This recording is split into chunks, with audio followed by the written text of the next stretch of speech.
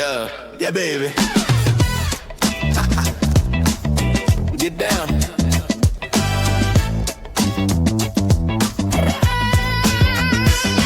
Yo, good evening, agents. This message won't last. Mission Imposable, we moving fast. Starring Enders and Agent Variant 2. Toy photography crew, what we about to do. Posing figures in epic scenes. Lights flash bright, macro shots tight. Making toys fight. Imposable missions. We're passing in pose. This show gon' blow. Everybody knows. Enders on the set, directing the frame. Agent Variant sneaking, playing the game. From rooftops to streets, many worlds we create. Action figures for life, never hesitate. Mission Imposable, toys come alive. Figures domino, but we still thrive. Camera clicks quick, self-destructing 5. Toy photo live, yeah, we have arrived. Yo, what's going on?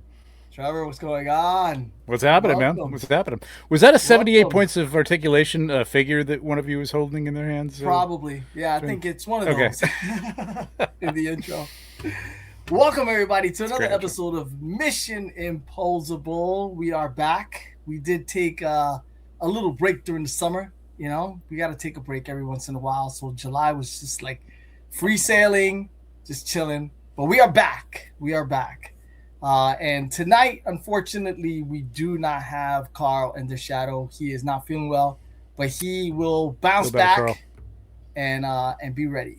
He's good. Get well, my friend. But I do have with me my man, the person who know you don't need an introduction, because if you don't know Trevor, 1/6Shooter, I mean, come on, right? So welcome, Trevor, 1/6Shooter, to Mission Imposable. Thank you, sir. Thank you, sir. It's probably the only asset I know how to use. So I know. Everybody's got the sound effects. I don't use them all that much on my show either. Like, I forget that they're there. So right, it's good. I get too distracted. Yeah, excited to be on, man. This is cool. I love talking about this stuff. I love getting into the technical aspect of this stuff, and it's been a while since I've done anything like this. So excited. Good, because half the time we don't really know what we're talking about. So having you on will be much better. We'll see if I know what I'm talking about. We'll see. How was your summer, by the way? Did you take any time off? If by time off you mean going to San Diego for San Diego Comic-Con. Oh, okay. What else? Where else was I? I did go to CarverCon in Ohio. I do have an actual vacation lined up in September. We're going to Italy. It's been a long time since we've gone really anywhere. Nice. So very excited about that. But I mean, it's been a basic, the usual summer. It's been some work, some downtime. Yeah, it's good. Life is good. It's nice and cool in the basement where I have to work. I know, right? Yeah. Do you have to run a humidifier down there? I do run a humidifier. Yeah, I do run a humidifier, and I run a air filter as well. Keep the dust at a minimum. Yeah. So I do have an air filter that I have not opened, but I do run 2 humidifiers. Okay. Because it's very cool down here, but it's cool for a reason. That humidity is like lingering. So yeah, I don't want, and I got a lot of boxes and stuff like that. So that collects humidity right quick. Yep. But anyway, welcome. And as everybody knows, I don't waste any time in the beginning. I like to get right into it. I like to figure out what people are doing. So I'm going to start it off by asking you, what is your camera of choice? What camera do you shoot with? What's your weapon?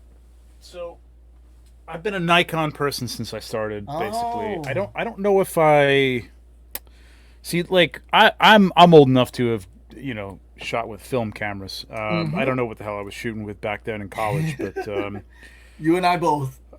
I kind of picked up Nikon. I don't even know why. But at this point, I have I started out with pretty basic camera. I'm not even sure what the model number was. This is a Z6, so this is digital. I think it's digital full frame.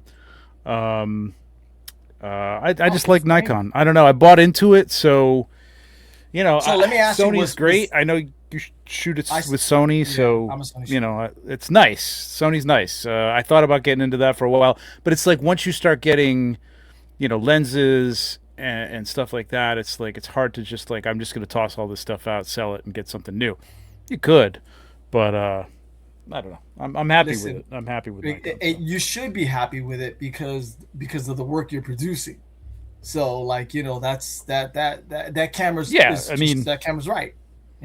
Did you? Yeah, if it's not working, first camera. I mean, was your first camera? No, my first camera that I bought was a Nikon. Yeah, yeah, okay, my first real professional quote unquote camera, DSLR. Right. Okay.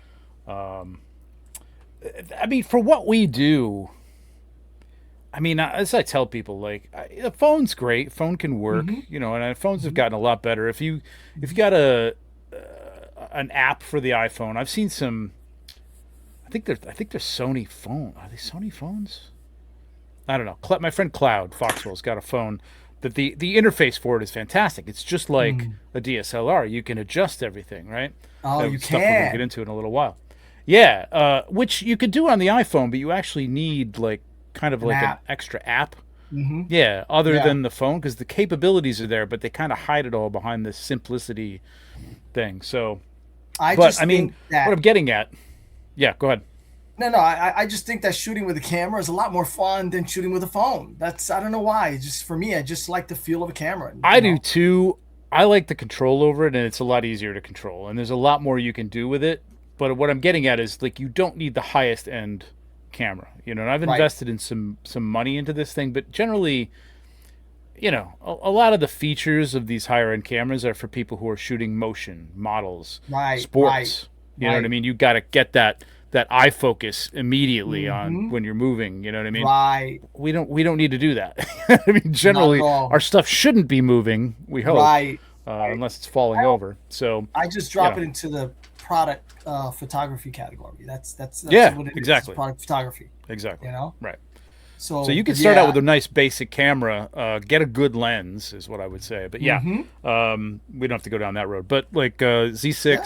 I've got a 50 2.8 on here. It's a macro, but I've got my main lens is a 24-70 variable lens, which is generally like people are like, you give up some sharpness with that. But this thing, tell me it's a Tamron. No, not a Tamron. It's a Nikon. But it's a Z. It's a Nikon lens. So it's a Z lens. It's made for the digital camera, and it's new-ish. It was pricey, but man, this thing is so sharp. Like at any length, it's really, really nice. So yeah, I'm happy with the Nikon.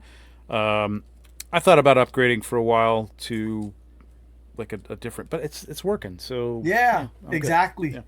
You haven't outgrown that camera, so unless you've outgrown it, unless it doesn't have those settings that you absolutely need now that the next one might have, you don't need to upgrade.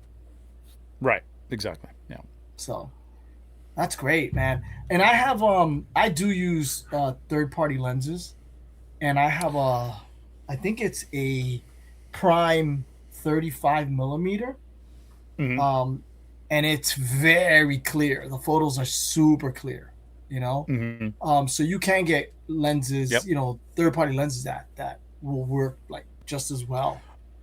I had a 90 millimeter Tamron. I did have a Tamron. Actually, I do have the Tamron. I just don't use it all that much because you have to put the adapter on for the digital. It's a great lens though. Tamron makes incredible lenses. So yeah. Yeah, I when I buy them, I make sure that I buy them for my mount, for my car, for my camera mount, because I don't want to use an adapter. I want to mount it right on there. So this was something I had for an old camera for my first camera. So I bought the adapter to use the lenses that I had at the time, which I really liked. But since then, I've kind of outgrown them anyway. So yeah. Wow.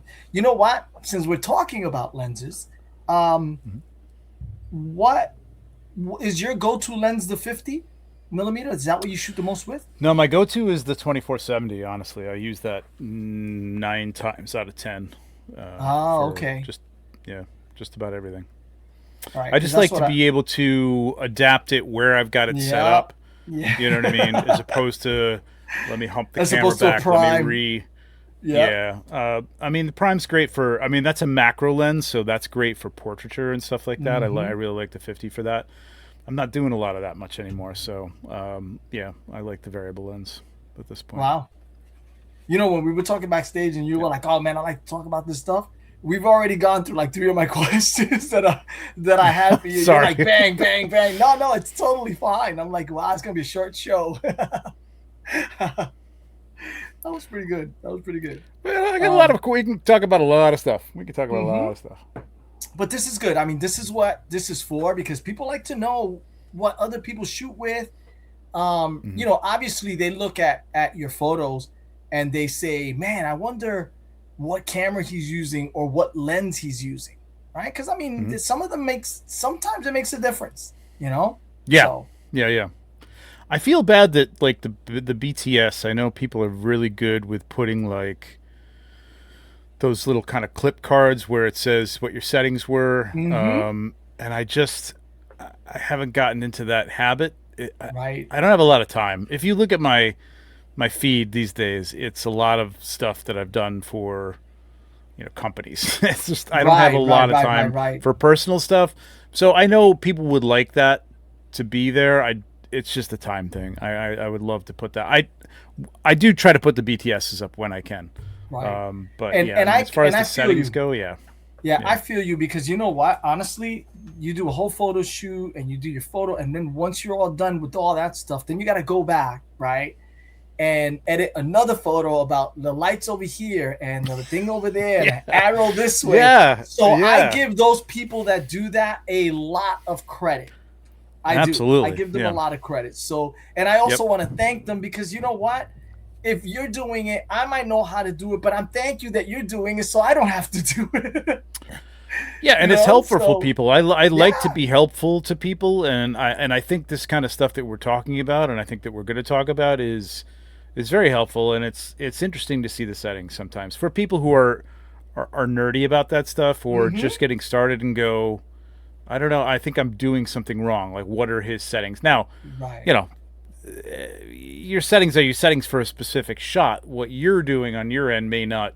You don't want to just copy what I've done, because it may be a different type of shot. You really got to learn how to do this stuff. But it is helpful to see like how this shot that looks like this was done with what lens, with what aperture, with what shutter speed, and everything. Let me ask you, Trevor. A lot of your, and I'm going off the rails here. A lot of your stuff, right? When you shoot it and you bring it in before post editing, right? How close does it look to when you're finally done? You know, slapping it around with every possible filter. Slap it. No. I'm curious. How that's a good question. It can be close. If I had to give it a percentage, there you go. I would say most of them are like 75%. Okay, maybe. That's actually that's maybe good. Some less, but pretty close. I really do try to light everything. Like I was in. I'm still an admin of the ACBA. I haven't posted there in a while, but like ACBA is articulated comic book art, for anybody who doesn't know. Their thing is, I used to think it was kind of funny, but like, you know, it's practical. You set it up like you shoot it. If you're gonna put a stand in there, you better hide that stand. You know what I mean? Because you don't Photoshop stuff out. Right. I don't do that much anymore because I don't have time to do that kind of stuff. I love it as an art form. It's kind of like it felt like a movement in art, like almost like cubism or something. Like you know, back in the day. Right. It took me a minute to realize like how artful that ACBA is. It took me a minute to realize. A lot of people don't understand. Like it really is an art form to be able to do that and then take that photo and there's no editing to that photo. It's like that's how they took it. That's how it is, you know? So that's it's and then you have to know perspective and all that. You know? Yeah, I mean it's a lot of it's work, and kind of the part of the work is the fun of it to some degree. You know what I mean? Like especially if you've got time to deal with it. Coming up with a way to do something, make something happen, rocks flying or glass or something like that. You know, I mean that's the fun stuff about toy photography, and that's a great place to learn that kind of stuff. When I got to be, more an admin and closer to that, I was trying to like wean them off the whole Photoshop bad type of thing. Oh, okay. Photoshop is not bad. Photoshop Right. is basically your darkroom of today. Right. You don't have to add effects. You don't have to take out stands if you don't want to, but I mean it's there. I don't have time to like hide stands anymore. I have to like take them out if I'm, if they're showing in Photoshop at this point. But to answer your question, yeah, I would say maybe some of them are in the 60 range, but I would say most of them are 75 to 80% That's the way you good. see them. There's a lot of color grading. There's some, there's post processing, sharpening, Right. highs Right. and lows, Tones. you know, Black points, and yeah. yeah. There's a lot. Right. Of That's I enjoy that good. part. I enjoy that part of it actually. Yeah.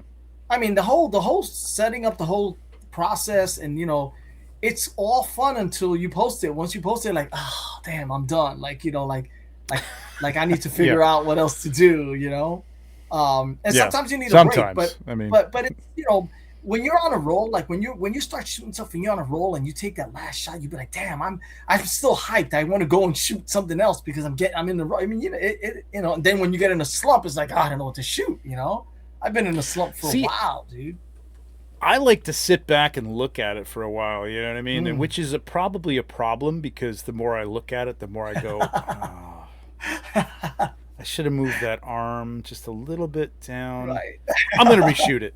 And then I'll run downstairs and reshoot it. Even after I've edited it. I've edited things for, an hour or two and then said, Wow. nah, I got to reshoot it. I got to go back down and change that hand. It's driving me crazy, So, I mean, I don't think I've taken, maybe I have, but I don't think but where I've shot something and I take it to the computer, I load it up and I'm looking at it and I'm working on it and I'm moving, lighting this here and highlighting that over there.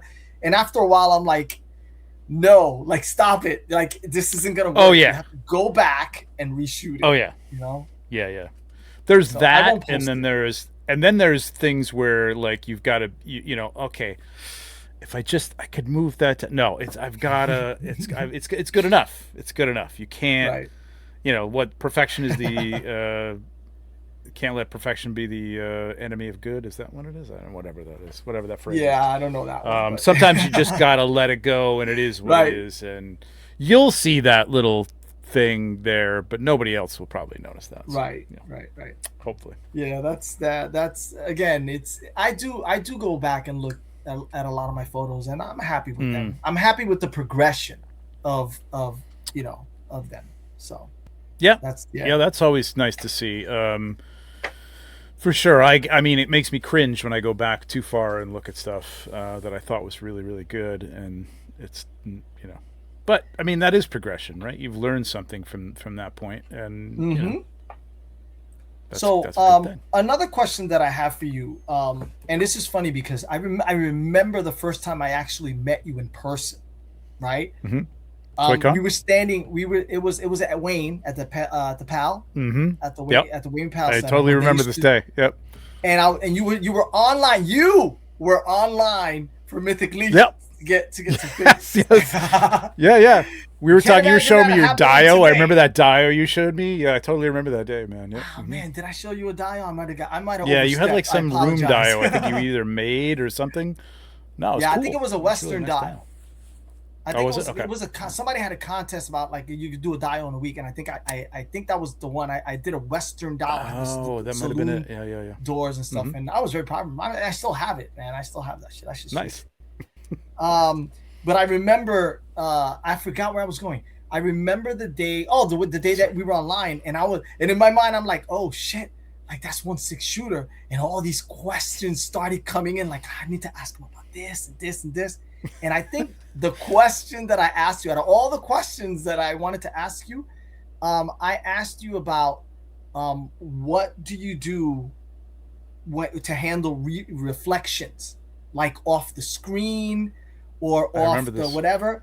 And that's when you brought up, oh, you have to buy the foil paper. You explained to me the foil paper over the screen. You have to block the light, but it can't block the dude. And that stayed with me forever. I was like, oh man, I didn't know. I mean, again, I'm sure it was a simple thing, but I was a newbie. I had no idea. I kept getting all these reflections. I was like, how do I get rid of that? And that was, so yeah, I mean, it's simple stuff like that. And like when I have done videos on the channel before. I mean, I haven't done them in a long time, but it's a lot about, and when I go back and look at them, it's a lot about bouncing light and flagging light, right? So flagging is what we're talking about with the cinefoil. Right, cinefoil, that was it. Taking the cinefoil, it's a flat black tinfoil, basically. You could probably make it at home if you wanted to spray paint tinfoil, but it's easy. Right. It's easy to buy, and you'll have a roll of it for probably life. I'm using the same wrinkled pieces. Like I save them, man. I'm not like I got little pieces of it that I just stick to a light to flag a little light. I don't care, whatever, until it starts getting holes in it, whatever. Right. It's hilarious because when you buy it, it's this huge roll. It's huge, and it's heavy. And I'm like, am I buying the right thing? I mean, again, for what we're doing compared to people who are probably doing this with models and things like that, and the stuff gets beat up, they're writing it off and buying a new roll. You know what I mean? So they're not saving that. But yeah, it's good stuff. Yeah. So that was the first question that came in my mind. I was like, how do you handle reflection or whatever? And you gave me that. I was like, yes. And what about when it comes to figures? You know how sometimes you'll get those figures that are very like shiny, like, Mythically just might have a shiny armor or stuff like that. How do you work with a reflection like that? Because that's hard to deal with. Well, it depends on, like, with the armor. I mean, you want armor to be generally shiny, but it's when you get the heads and stuff, that when you shoot it and you've got that godlight coming down or something like, and suddenly there's highlights on the hair, which should be fairly flat. There'd be a little bit of highlight on it, but it's not shiny, bright white on the top here. Yeah, you can still see the color of your hair. Yeah. So I have a technique. It's not much of a technique, but I know some people will spray down some of the areas of the figure that they want to be flat. I do it in Photoshop. I do it in post. So I'll just take I'll sample a little bit of like kind of the middle color of the hair. Let's say if it's the hair. Let's say you got a character with black hair, like I don't have one here, but the legendary barbarian or something like that. And It's just you hit it, and it looks like really hot. You know what I mean? It's kind of white up here. Right. You take a little bit of like a medium gray or something like that, or maybe even the black, depending on what the light is like. And I'll just paint that over in Photoshop, and then I'll bring the opacity down. Yeah, I'll bring the opacity down on a layer. So if you know Photoshop, it's layers. I'll make a new layer. I'm not doing it right on the photo. I'll make a new layer, paint it on there. There's sometimes you can use a different types of blends, like a multiply. Usually that's too much. I just do it as a normal blend, and just turn the dial down a little bit, and it just gives it like that. Those areas will become like a gray, as opposed to a white. As opposed to that white. Right. Yeah. Well, that was a great Photoshop tip, but I wanted to know how you handle that shit with your camera. Apparently, there's no way around that. There's really no way around it. We're dealing with plastic figures. I would say. The reason I say that is because, what if somebody doesn't have Photoshop? Yeah. I would say a little bit of, like, if you've got I've seen people doing this with like lights, and I try to think of the people who use like a table lamp, as their light. They haven't yet invested in any kind of like, even though if you want to get into it, lights are pretty cheap now. Even nice RGB, they're a lot LED. inexpensive. Yeah. Yeah. But if you're dealing with just a kind of a bright bare bulb light type thing, or even, I've done this with the LED, a good LED light that even has like a little bit of a a white. No, just it's got like this. It's got a little diffuser cover on it. Right that. But even this is too much. A little bit of tissue paper or tracing paper or something in front of that to diffuse it even more. Or my favorite thing is to take the light, turn it around, and bounce it off a white card. That's going to diffuse it even more and make it softer. That's going to take a lot of that glare down. I see a lot of people shooting with just a bright light, bare light, like this, like right on your figure. Yeah. And that's going to give you those hot spots, man. It's going to be really, really hot. But it's kind of the equivalent of like, if you've ever done a portrait or been in like a portrait studio, they have the umbrellas. Right. And that shoots the light backwards, and then it all bounces back onto you and gives you that nice light that kind of goes around the curves and stuff like that. Same technique. Bouncing light, greatest tip I can give anybody. Backlight, bounce light. Yeah, the bounce light is the bounce light is definitely a winner. What I use for a diffuser, and I'm looking around because I had a bunch of these, is when you get that white foam packaging between like cardboard or whatever, it's foam. Like it's styrofoam, but it's thin because I use. I have a ton of that. I just every time I get a box and I see a big sheet, I put it to the side because I use that. Because first of all, it's a light, right? Yep. And when I want to cover an entire diorama, I could wrap it. I could just float it right on there, and it gives me that beautiful coverage right on the diorama. So basically, you're creating like a softbox on top of the diorama, right? Yeah. Because I have a softbox that I hang and I shoot my stuff with. Okay. But sometimes, even if I put it to its lowest, it's still not low enough. I'm still getting Yeah, the LEDs are like that these days. Like I had some cans before that were a little bit more controllable, but like anything that's LED based seems to be, it has like a brightness, a low setting that's like still kind of bright. Yeah. So that extra styrofoam cover gives me a little bit more diffuse light. That's same thing. And I've done where I've covered the instead of putting it over the diorama, I've covered the light. Like I put a diffuser on the light. But man, let me tell you, having that thing closer and right on it makes a huge difference. Oh yeah, it makes a huge difference. Yeah. Basically, that comes down to how far the light is away from that. There's some subtleties there. I think you know what I mean. Like I had a big softbox at one point, real deep one. I recently just got I use like a lot of Neewer lights. Oh yeah, absolutely. I have those. Which is what this is. And they come in, you've got the bars, you've got the small short bars, you've got these cubes, and they all run on an app, which is fantastic. You can turn them on and off. You could adjust all the LEDs. Because once you set them, you don't have to pick it up to adjust it, right? You have it in between. That is I still do that. Like I did that. I was just doing that on a shoot where I wanted a little bit of a soft glow underneath a figure. So I used like one of those little candle lights. I'm just using like one of those tea light things. Like it's a little more than a tea light, but and you had to like place that in the dio and take it out to turn it off every time, and you just pray to God that you didn't like slip and knock something over. You know what I mean? So to be able to turn things on and off with an app is fantastic. But the softbox I have now, it's like a 24 by 24. It's a little too small. I wish they made a bigger one, but it's nice because it is RGB, so you can just dial up whatever. Right. You got a night shot, you can dial up a little bit of blue in there. You got a day shot, you can dial a little, make it warm. It's nice. That's actually pretty cool. Mine is just solid white. That was it. Yeah. I had that. I put gels in it. I would stick gels on the white diffuser, and like if I needed a blue scene, like I got like 2 or 3 gels and just kind of layered them on there. So it's kind of great. That's a good idea. I don't normally put the gels on there, but you know what? You ever gel use a gel in front of your lens when you're taking a shot? You ever do that? I don't know if I've ever done that. Okay. Because you know who does some of that, if I remember correctly, I think he does, is Alan Rapper.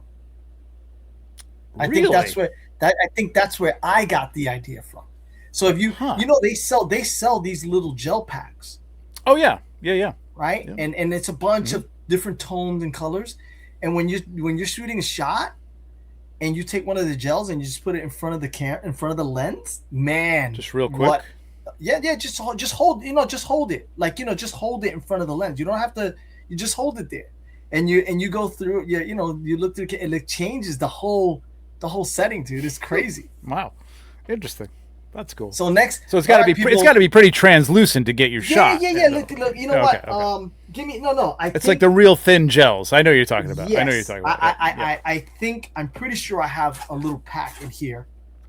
Yes, I do. Come on, please tell me I have the little. Yes, I do. So, this is. I rarely use them. But it comes in a little pouch like this. Okay. It says lighting filters. Right? Mm-hmm. And they're like kind of organized, and then they look. Nice. So they look like this, and they got these little cards, which honestly I've never read. All I do is I just go like this, and I pick my filter out. Right. So I think I should read it. But look, it looks like this. See this? Very, very thin. But watch. Yes. Oh, okay. So that's just giving you a tint to the photo then, which is pretty cool. Yeah, that's cool. Yeah. See, so my face. Look at the color of my face now, and. Yep. So these, and I'm almost positive, and even if it wasn't him, everybody check out Alan Rappa on Instagram. Sure. He's great. His photos are fantastic. But I think that's where I got the idea from, and it comes in a slew. There's a slew of colors in here. Yeah. There you go. I've used gels on bounce cars as well. Like if I've done a forest scene where I want to bounce a little light onto somebody, but I don't want it to be, just white. have it's not going to be white, but it's going to be a pale color, right? Like it's just going to feel like a white light. So, but I want it to feel like it's kind of filtering through the woods. I'll put like a little kind of a light green gel, clip it to the to the bounce card, and that'll just give it a little bit of a tint. You know what I mean? There's just a little bit of a tint to it. It's not harsh, it's subtle, but it's cool. Right. I'm gonna try that, because what I normally do is I change the color on the RGB color on the light and bounce that off. But it doesn't I want to try what you said, because I want to see what the gel will give me. Well, I mean, this is I would probably do, if I was going to bounce light, like have a light there bouncing off the white card. Right. I would probably do it with the RGB as well. What this is if I'm not really having any direct light on the bounce card itself, it's just going to take whatever light is throughout the whole scene and reflect that back. That just gives it a little bit of a tint. But I mean, it could work without using another RGB light, which is great. Correct. Right. Yes, yeah, exactly. Absolutely. Yep. Okay. Yeah, it's just a soft light. It's not something that's going to really light up something. But if you want it to feel like, there's light all around in a daytime scene. There's light bouncing off everything. You know what I mean? So that's why. You've got your sunlight here up on top. You've got your atmosphere light, which is my softbox. I've got a bright Lumicube over here for the sun, or maybe a can or something like that. But then I just want like some soft light to look like it's bouncing off the trees or whatever. Yeah, and that's what that is. Yeah, that's great, because you know what? Again, I gotta get some of those bigger gels, because I think I want to try the big gels are helpful. Yeah, for sure. Is there a piece of gear that you absolutely will not do without?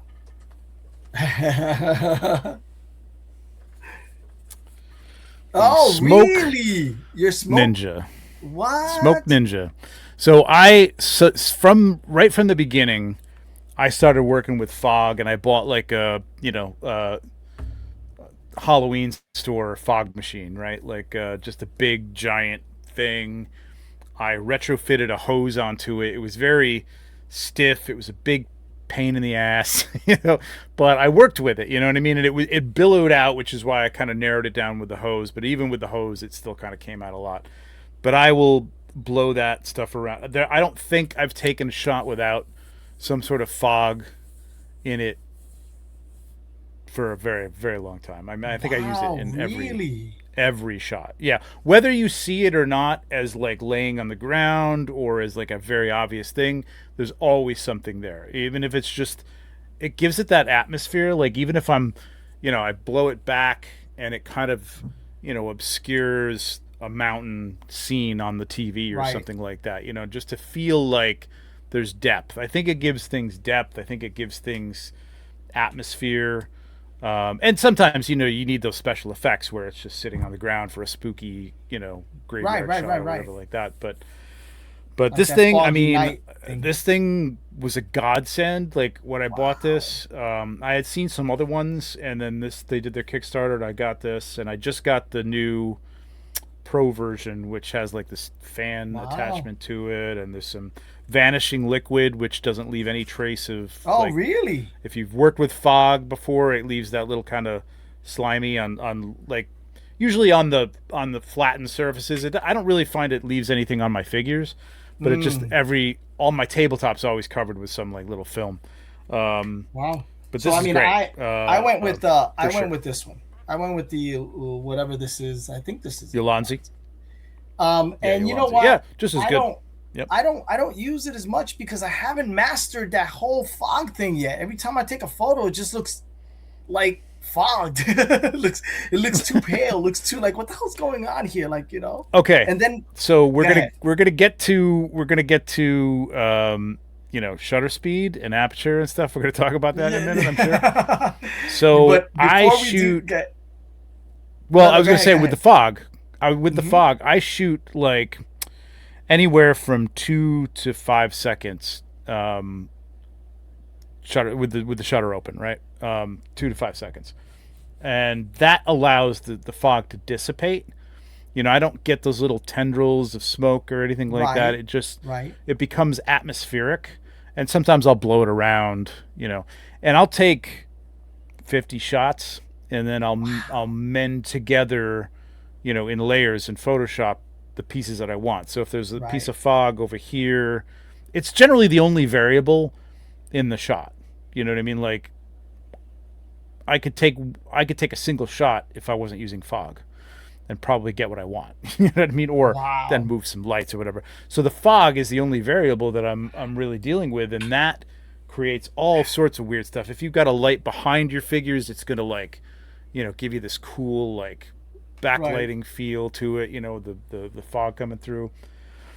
But it doesn't always do what you want, on that one shot. So I got to take 50 shots and like try to figure out the best pieces of that to put together. So let me tell you, my fog always does what I want and how I want it and where I want it, because I have a ping of a transparency of fog that I use on all my photos. I mean, that works. If you see my photos, if you really look at them closely, it's the same fog in every photo that I have. Oh, damn. I'm going to have to look now even closer. I mean, when you don't tell people like that, they don't know. People won't see that. No. But so that works. You probably won't notice it because sometimes I'll blur it, like I'll just a Gaussian blur, right? Yep. When it needs it, and then sometimes I won't. So, but for me, and then you know what I do if I need a fog around is because it's only a layer like this. I copy it and then I move it up and I spin it around and I just like, so there's fog all over the room, but it's just my ping that I'm just opacity, and there you go. Yep. So yeah, I was getting frustrated with the fog machine. but Trevor, it's great, man. When you can master it, it's fantastic. It's really, really good. I'm sure, but that's why people that take like a bunch of photos is because they're using a fog machine. So I've noticed that people that are starting to they're like, oh, I take about 90 photos, and then I'm like, okay, easily, but why? You must be using something or whatever. But yeah, it's because they're using fog and you have to wait for it to settle. Mm-hmm. But I do Fog or want rain to, if you're trying to do practical rain and stuff like that. Yeah. right. I do want to go to your account because we need to take a look at that bad boy. Let me bring it up. I thought I had it up, but apparently I did not. So yeah, but how many photos? You know what? Because I mean, obviously, if people don't know already, you do a lot of shoots with the Four Horsemen. You're shooting all their lines, basically, the cosmic, the mythics. Yep. But I'm gonna be very specific. How many photos would you take of one? How many photos do you take when you're doing one shoot of one figure? Yeah, I saw that when you were asked some other people this. It can be a lot. Like there are times, like I just got done shooting the RPG, the role playing game cover for Mythic Legions, and I probably, all told, like just shots, probably 200 shots. Wow. But that was like, okay, I'm gonna go back. I'm gonna change the hand a little bit, and then I've got to basically reshoot it all, and I've got to get the fog coming from the back. I've got to get the fog on the ground. So that's not one shot. Like I don't run to the back and shoot the fog through the figures and then come around to the front and try to get it on the ground. You just do one at a time. And then again, in Photoshop, I picked the best pieces of what I want, the ones that interacted the best with the figures and things like that. So that's why, I mean, on average, I would say I'm probably shooting 30, 40 shots per image. All right. So let me ask you another question. Before you started working with companies and you were doing toy photography, right? How many shots would you take? Because I know it's different now. You're shooting for a company. You got to get all those details. You got to get all that stuff in there. It's less now because I'm on a time schedule. So that my problem is like if I didn't have now that I'm doing this, professionally, like if I didn't have a deadline, I used to leave stuff on the table for, a week, and just like tweak it and perfect it. I'm like, I'm going to change that light a little bit. I want to try it again, I mean, sometimes you hit it. Sometimes you hit it and you're like, done. I love it. 30 shots, 20 shots, whatever. It's great. But then there's times when you just want to play with it. So now, I mean, unless it's something big like this cover is a big deal. It's I'm faster at it now. I know what to pick. I know I can go through 50 shots in when I'm importing them into Lightroom. Maybe 2 minutes. I'm just going through like nope. Yep, that's got some good stuff there. Wow. Yep, I like the what's happening on the bottom there. So I'll pick 12 of those. Out of 50, and I'll edit those and then end up using like maybe 5 or 6 of them. You know what I mean? Right. So by the time I get into Photoshop, I've got 5 or 6 layers with different things that I mask in to the final shot. So that's it. Wow. I mean, do you do you still enjoy shooting all these Mythic Legions figures? I mean, you're shooting Mythic Legions figures a lot. Like, is it you don't have any burnout? I love them. Okay. I'm very lucky. I've got Mythic Legions.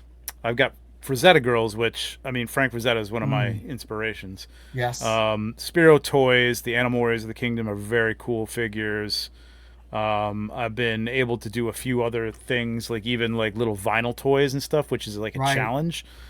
So I look at it. Speak of reflection, right? Yeah, I could show you some of those. I mean, they're vinyl, so they're actually a little less shiny, but it's a challenge because they don't move. They're basically statues that maybe a head moves, maybe an arm goes up and down. Yeah, how many shots can you do with that? Well, I will again, I'll tell you, like I use fog in those, and you just see things like, I just want to move just for composition wise. But I'll show you that in a little while. But anyway, I don't get bored. The thing is, I panic sometimes because Well, I mean, like this last Cosmic wave that just came out, which is a very cool wave. I get to see like renderings sometimes of what the figures are going to be before I get the actual figures. Sometimes, Wow. Wow. and sometimes I'll get a little bit of a story or a little bit of a bio anyway, or a name or something like that.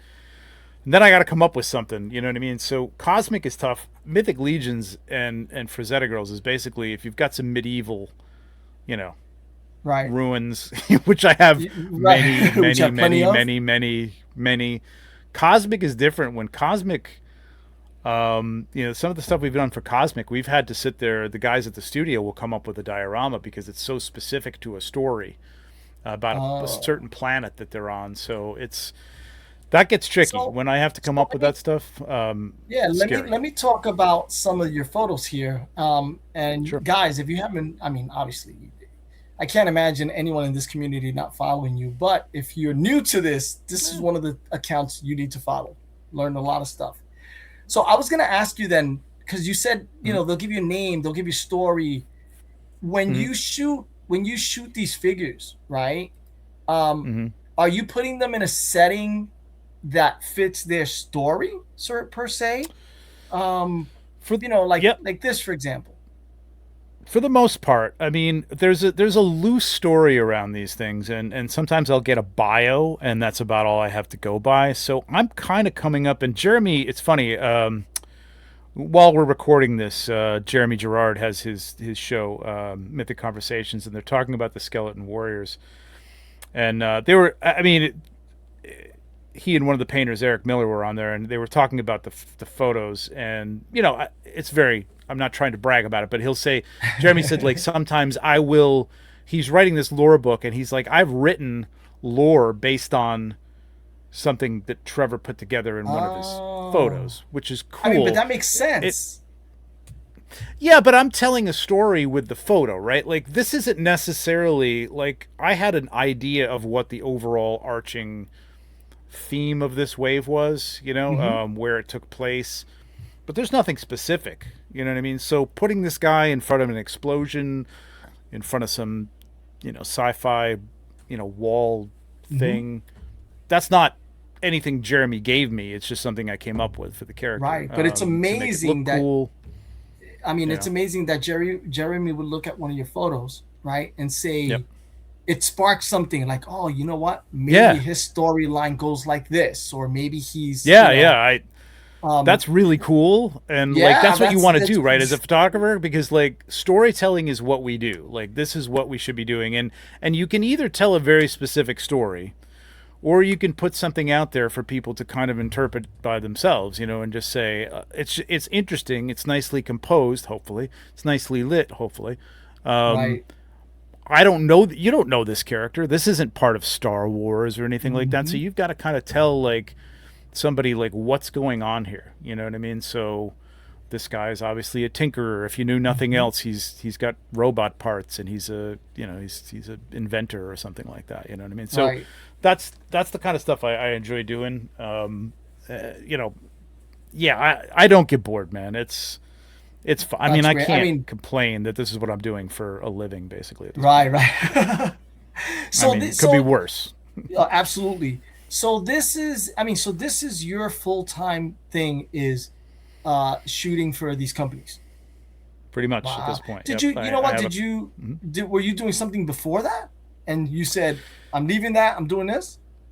Yeah, I had my own marketing company, and I was doing things like websites for law firms and medical facilities and dentistry, and it was a living. I'll put it that way. It could be good, it could be lucrative, but it was deadly boring. You know what I mean? Like it was exciting. Like you always got excited about putting together a new design or something like that, but after a while, it was always the same. And there wasn't a lot of creative outlet with that. I mean, to some degree, you gotta stick with some norms, with websites and things like that. The most fun was maybe coming up with a logo, like that could be exciting, Right. But this is far more entertaining, and they're doing a great job with these with putting these beautiful figures out, because they're fantastic. Thanks. You know? Yeah. I mean, of course, you make them look fantastic. even better. I mean, I think I can speak for a lot of other people that we've bought figures based on your photography. That's what I was just going to say. The fun part is when somebody says, I wasn't going to get this, but then I saw this photo, right. and like, you just made me buy it. I'm like, cool. Tell the Four Horsemen, or tell whoever, tell Frazetta Girls, whatever. Yeah. So we'll replay that clip. I have purchased these waves based on Trevor's photos. I thought about keeping track of those, but it's too much. Too much work. Is there a favorite piece of or favorite diorama that you gravitate to, that you're like, you know what, this is the one that I want to use? I mean, I see you're using a lot of these like sort of space walls and stuff like that. Sometimes I can't tell if it's a screen, and sometimes I'm like, man, is that a piece of a diorama? That's how well these are shot. This is all diorama here, but there are a lot of times when, like, if you had a tunnel or something like that. I've had some of the Crashbox Customs where there's the opening, the door opening at the end, and I'll find like a shot of like an extended corridor in a spaceship, and I use like Shutterstock, so I'm using rights managed photos or illustrations that I have the right to use because I paid for them. Right. So I'm not just pulling something from Google or whatever. But yeah, that'll create an extension of that. But this happened to be, this is an Eric Bryson dio. I have, as far as a favorite dio now, I think if you go down to the King Arthur stuff, let's see, or even the Dark Wolf Frazetta Girl, it's the same thing. Well, here's something that I will, like, if people want tips and tricks, I think you can go down right underneath. It's right to the left. No, up to the left. This second way? one in from that top row. Second one in, the King Arthur next to. Oh, there you go. Yeah, that one. Yep. Okay. So this is a dio I bought off eBay, or not eBay, Facebook from somebody. This is a Lawless Studio. It's huge. I mean, it is massive, right? So it's 3 pieces of giant landscape. It's got the static grass. The rocks he painted beautifully. He does incredible work. I've never bought anything from directly. I've talked. There it is. That's only 2 of the 3 pieces. It's enormous. Wow. So I love the break is right here in the middle. Yep. Yep. And there are times when I've shot it that you kind of have to go in and just touch that up a little bit. But generally, if you pick the right angle, he's done a great job of like making this fairly seamless. It's pretty good. But then if you go down a little bit, just before we go, this is the famous cinefoil here that's been used. That's the cinefoil, yeah, 300 times. Yeah, look at it. I mean, it looks like it's almost ready to be replaced. But so what that does is, like, I've got that softbox up on top, and if you're shooting down low and you've got a high light source, odds are, depending on the angle, it's going to be reflecting on your TV screen. So you've got to put that there to just block it from hitting the TV screen so you don't get that glare. Fantastic. So I'm sorry, you wanted me to go down. So if you go down to I don't know, the Highlander right there on the left there. This guy? No, all over on the left. There you go. Yep. Oh, there we go. Okay. So that's the same dio. But wow. the background is the TV screen. So at some point, it's hard. Hopefully, it's hard to tell. There's a place where the dio ends, and then an image and the screen begins behind it on the screen begins. Right. So what I'll try to do is like match the lighting of whatever that background image is. Try and get that nice bright, low sunset lighting on the figure to match that, and it blends really nicely. But the key here is, what I'm getting at is, if you get a dio, I say this on Maz's show all the time, try to use just little pieces of the dio. You can use a dio over and over and over again, and people won't know that you're using the same dio if you don't show the whole thing right off the bat. You know what I mean? Wow, great tip, dude. Because you're right. A lot of people get a dio and they want everything, and they want like you get that brick wall dio, and it's like I'm gonna have a figure here, and a figure here, and I'm gonna show the whole brick wall. And like, no, the story's in here with the 2 characters. Like, get in, You know what I mean? So speaking of these and the background and all that stuff, we did want to talk a little bit about some settings on cameras, because I like to teach these people what we do and what goes on and stuff like that. For sure. Let me see if I can find. It's funny because you know what, when I was going through your account to see, what can I talk about, I was like, it doesn't matter, you can pick anything from here you can talk about, because it's just like, yeah. So I wanted to talk about aperture settings, right? And we spoke about this a little bit before the show, about, because people say, you talk a lot about f-stops and things like that. So this is the part of the show where we're going to try and teach you guys a little something. Let me see if I can get this over here. Let me come back. All right.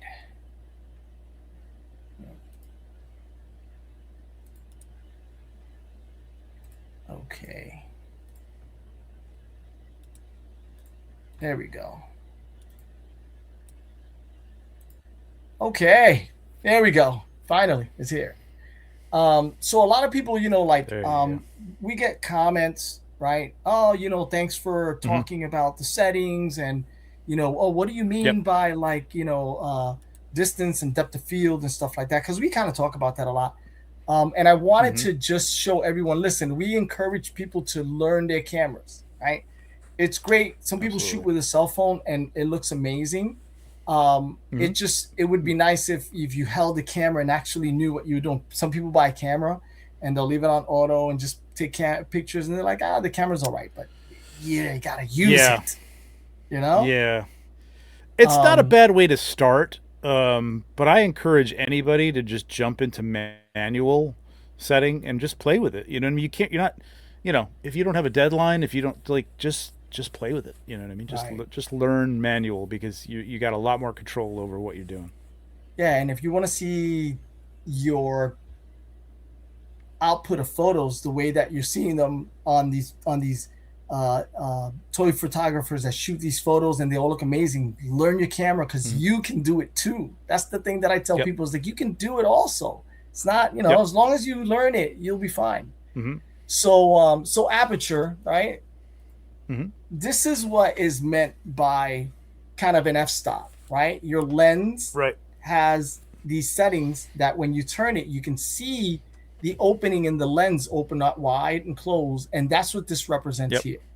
And its apertures is sized by f-stops, f1.4 and stuff like that.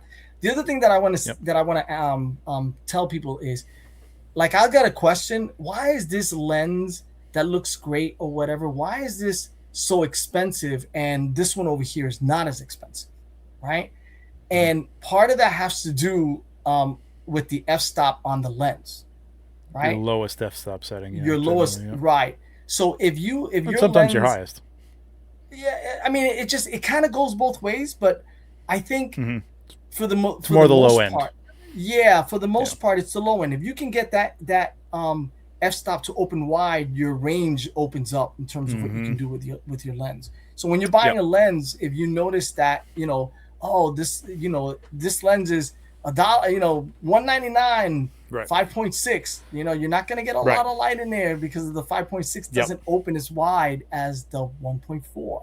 So that's sometimes where the price kind of ranges. I mean, there's a lot of factors and glass and all that, but for the most part, we want to know about f-stops.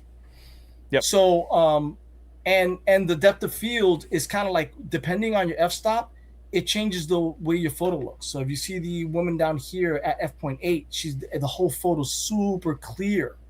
And the lower you get, I know it's kind of weird, the lower it is, the bigger it is. It's just weird.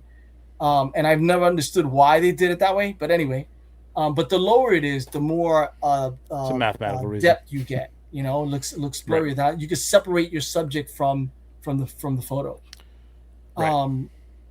So, and this is just a kind of like a clear example of how the f-stops work when you're taking a photo, right? You know, sometimes you'll, and we'll get to that. You'll notice the photos, everything is clear in the photos because they're using a narrow aperture. They're using that really low, I guess, depth of field. And as you can tell here, depending on the setting that you get, the kind of image that you're gonna get output from. Right. Yeah, you want sharpness all the way through. You want to get details in the background. You're going to go to a higher f-stop. You know what I mean? F18, F22 is going to give you a wide depth. Like everything from here to here is going to be pretty sharp. And then when you get down to F1.8, 1.2, everything from here to here is going to be sharp. And everything else behind it in the foreground is going to be out of focus or soft.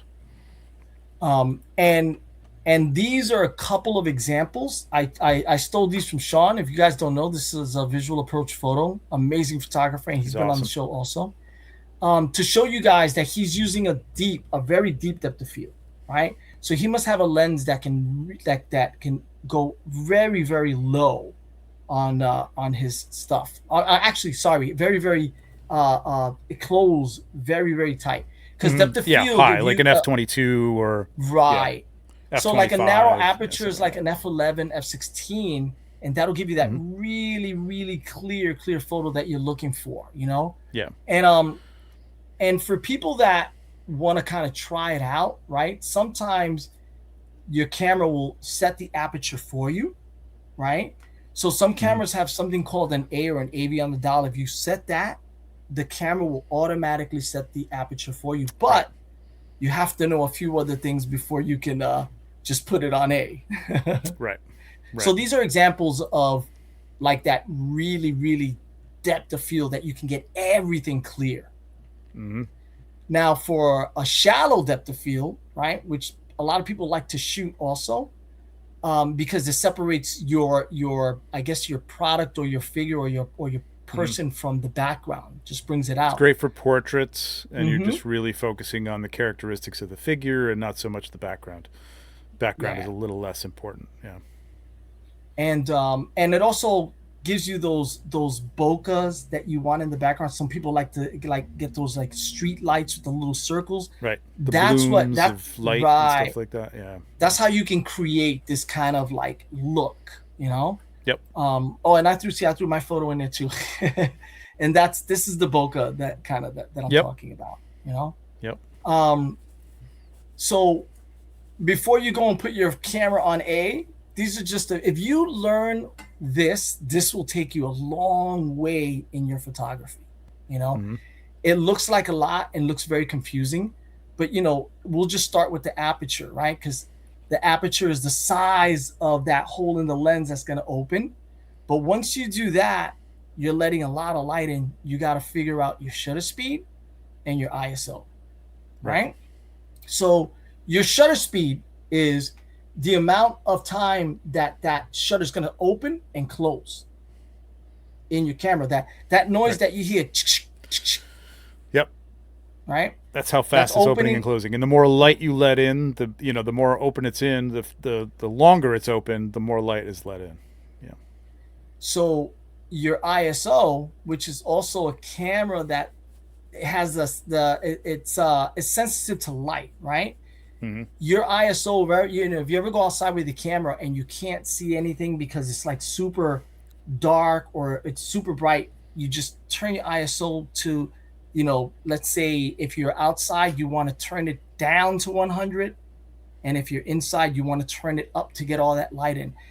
I know it seems like everything is the same. Everything sounds the same, but this is all dealing with light. Well, they all work together. That's the thing. I mean, your aperture is that's usually the first thing I'm setting. Like how much depth do I want in this photo? How much detail do I want from the background? I'm focusing on, like, if we're talking about figures, I'm focusing on this one figure. If I've got figures behind it that are important, I want them to be recognizable. You know what I mean? But they don't have to be in focus. You know what I mean? So I might pick somewhere in the middle, let's say, F14 or something like, or maybe even F8, something like that. And then, sorry, little throat thing. I like to use fog, so my shutter speed is usually longer, like 3 seconds. But if you're not doing that, then you could have that go a little bit faster depending on how much light you've got. I shoot lights off, just the light that I'm setting up in my scene on. I don't shoot with flash. That's a whole other thing. Yeah. So you're gonna want to figure out how much time you need, and that kind of adjusts. ISO is something I try to keep in the 100. The more ISO you add to this, you're going to add more grain generally. Right. Cameras are really good at this now. Like you can put a really high ISO, which is going to, kind of artificially open up your camera to more light, right? And they used to get really grainy at like 600. You know what I mean? Now you can get way up there, and they're still pretty good. But it is going to introduce grain. So if you can try to keep that around 100, 200, that's best. Adjust usually your shutter speed is what I adjust to let more light in, or brighten your lights. That's another option. So yeah. So they all work together. They're all working together. Right. I guess, just to explain aperture a little bit. Aperture and depth of field are two different things. They work together, but it's two different things. I thought it was the same thing. Well, aperture and depth of field is not. So, your f-stop, right, on your camera, your f-stop is going to determine how much distance you have, right, and how much you want in focus, right, in the photo. Oh, there's this guy. Hey, What's going on, buddy? How are you doing? I'm all right. I got the times all wrong, man. My bad. He's still. I was like 8 o'clock. Dude, that means 9 a.m. 9 a.m. I'm chilling. I'll take the kids to school. It's all good. Right. So sorry. We were talking about the f-stops. So the f-stop is going to determine, right, the opening on your lens, right? The depth of field is the result that you get from how much that lens is open. So I hope you guys understand the aperture under this. Just this one causes an effect on the other. It controls your. I mean, the way I look at it is it controls your depth of field, what you want out of that. Right. How much depth you want in the image, based on your subject. You know what I mean? Do you want everything to be out of focus in that nice bokeh bulbs, everything, even the trees are just going to be kind of blobby green, things, or do you want a little bit of those leaves showing through, or do you want like really sharp leaves behind your main, figure? So, yeah.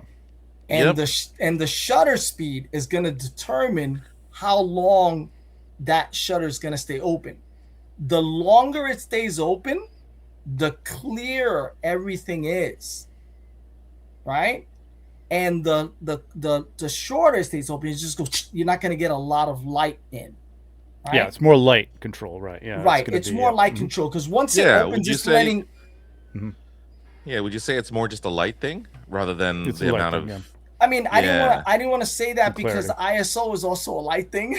Well, this is what people have to understand. Like, it kind of works together. Our ISO is kind of almost like that boost. It's like, I look at it as like an artificial boost, that you need something in a low light situation that you just can't. I can't open up the shutter anymore. You know what I mean? Because especially when you're doing handheld photography, we're not generally, but like you still have to have a fast shutter speed, so you've got to boost the ISO to kind of give you that artificial source of light. That's not exactly what it is, but basically it acts as that. It gives you more light than you can get with the shutter, the amount of light that the shutter lets in. Right. And for me, like you do the longer the shutter's open, the more you can enter into getting like slight movement. You got to get a nice tripod, because if you've got something open for 3 seconds and it, I don't care if you breathe. You just nudge it, breathe, you could get a little blur on it. So you really got to have a nice solid tripod for that. Yeah. Even a vibration in the room from like a bad air conditioning unit. If you leave it too open. I shoot with a remote, right? So it's on just to because I don't even want to touch the camera, because even I use the space bar on the laptop to get it going. Right. Yeah. Or if you're tethering, yeah, exactly, yeah. So yeah. Just so people know that shutter speed, it's if you leave it open for a long time, that will happen. That's why you see these sports photographers, their shutter speed is like you can't even hear it. They're taking like 10 photos in a second. That's like right, yeah, because they have to capture that still moment, but they have to be shooting outside, with a wide open lens, because they need all that light, because the speed of the shutter is going so quickly. They need a lot of light, know. Yep. So for us, in terms of toy photography, we don't need that fast shutter. Nothing is supposed to move, right? So you can leave the smoke effects.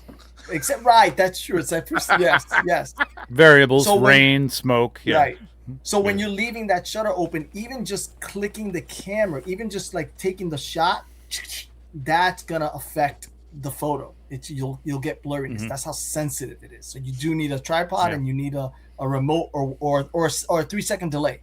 When you press it, and it 3-second delay can work too. Right, and it counts that. That's how I shoot. I shoot with 3-second delay. So for me, like with shutter speed, the reason I'll usually shoot at 3 seconds, at least 2 seconds, if not 3 seconds or more, really, is because of the fog. Oh yeah, because of the fog. Because I want the fog to dissipate. Because if you blow fog into a scene and you've got a fast shutter speed, those little tendrils of smoke, you're gonna see that sort of the curling, and you may want that. You may want it to look as if it's like you're freezing it that way. Yeah. You're freezing that movement that it's doing. I want it to like blow around. So if I open it for 3 seconds, I blow smoke in there, it just kind of like dissipates and becomes like that atmospheric feeling I want.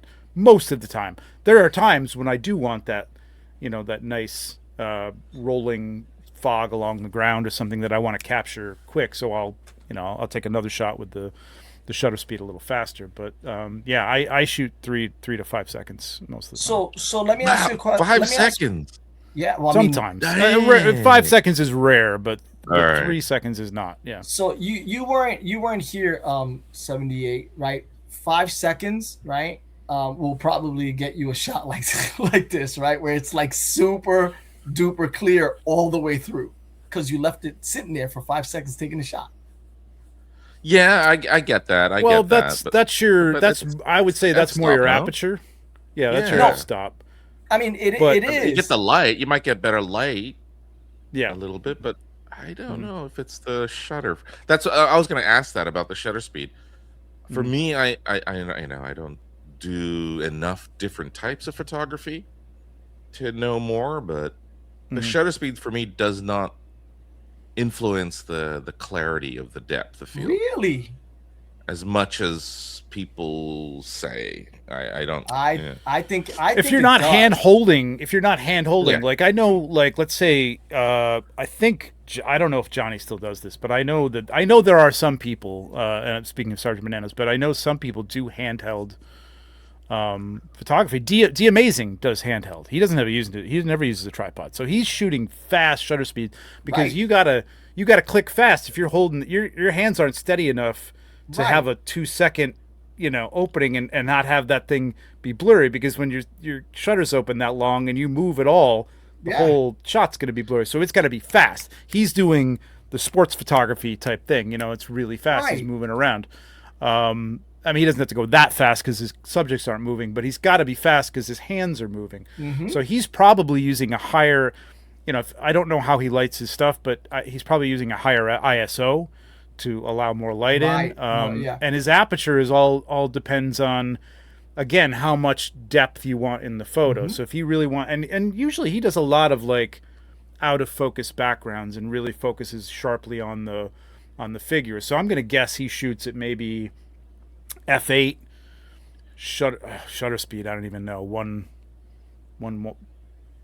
200, something like that, maybe somewhere in there. And then an ISO, if he's using lower light, and just lighting with little lume cubes and things like that, is probably maybe 600 or something like that, or maybe 800, who knows.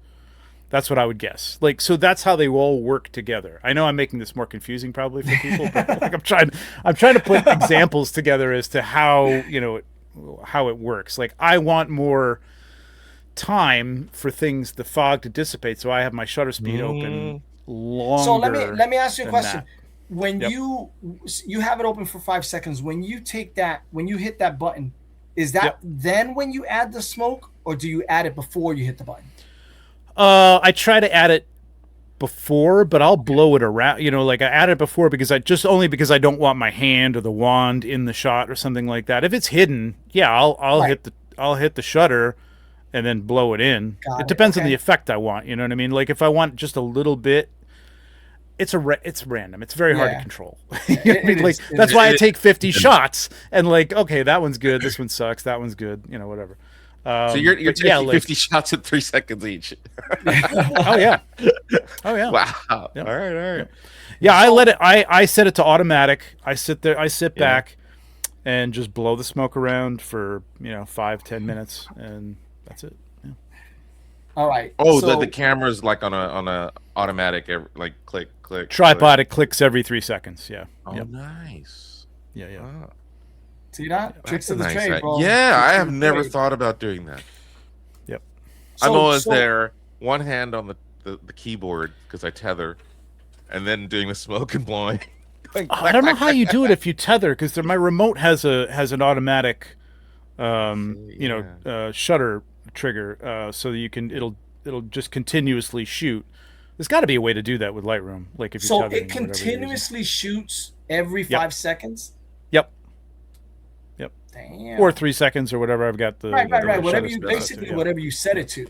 That's pretty smart, because by the 5th second that smoke is in a different area, it's a different direction. That's it. So I'm trying to time my bursts of fog. Like I'll hear the click and I'm like, okay, it's shooting. It's going to be shooting for 3 seconds. I blow a little bit in there, and then okay, here comes the next one. Let me try it a little bit differently, a little bit less, but there's still that fog there, that's dissipating from the first shot. So, it takes, for me, I got to shoot 50 shots before I get 5 that I like. You know what I mean? But that's what that does. If you're using rain, if you're shooting, rain out of a bottle or something like that, you're going to want to do the same thing. To have this trigger, wait. Before you go on, sorry. If you're shooting rain, what will your settings be on this triangle? Yeah, that's different, because rain, you want to capture the droplets as much as you can, right? So you got a faster shutter speed. Okay. Now you got to shoot fast. I've done this. It's a pain in the ass. Okay. You got to shoot a fast shutter. You got to shoot a fast shutter speed. Right. Generally, the way I light things, my ISO's got to be high, because I light in a dark room. Okay. If you're using flash, different story, right? Right, absolutely. And we have or if you're brightly lighting and adjusting your camera settings for that lighting, then you can shoot a fast shutter speed, maybe shoot it whatever depth you want. The aperture to me is more about what I want the final shot, foreground, background, main subject to be. And then the ISO, this is what I had to do. And this is what I thought like Johnny was doing when I was watching him do a behind the scenes on one thing. Like I think he was shooting at a really high ISO and just shooting handheld fast. Yeah, I was surprised because everything was low lit.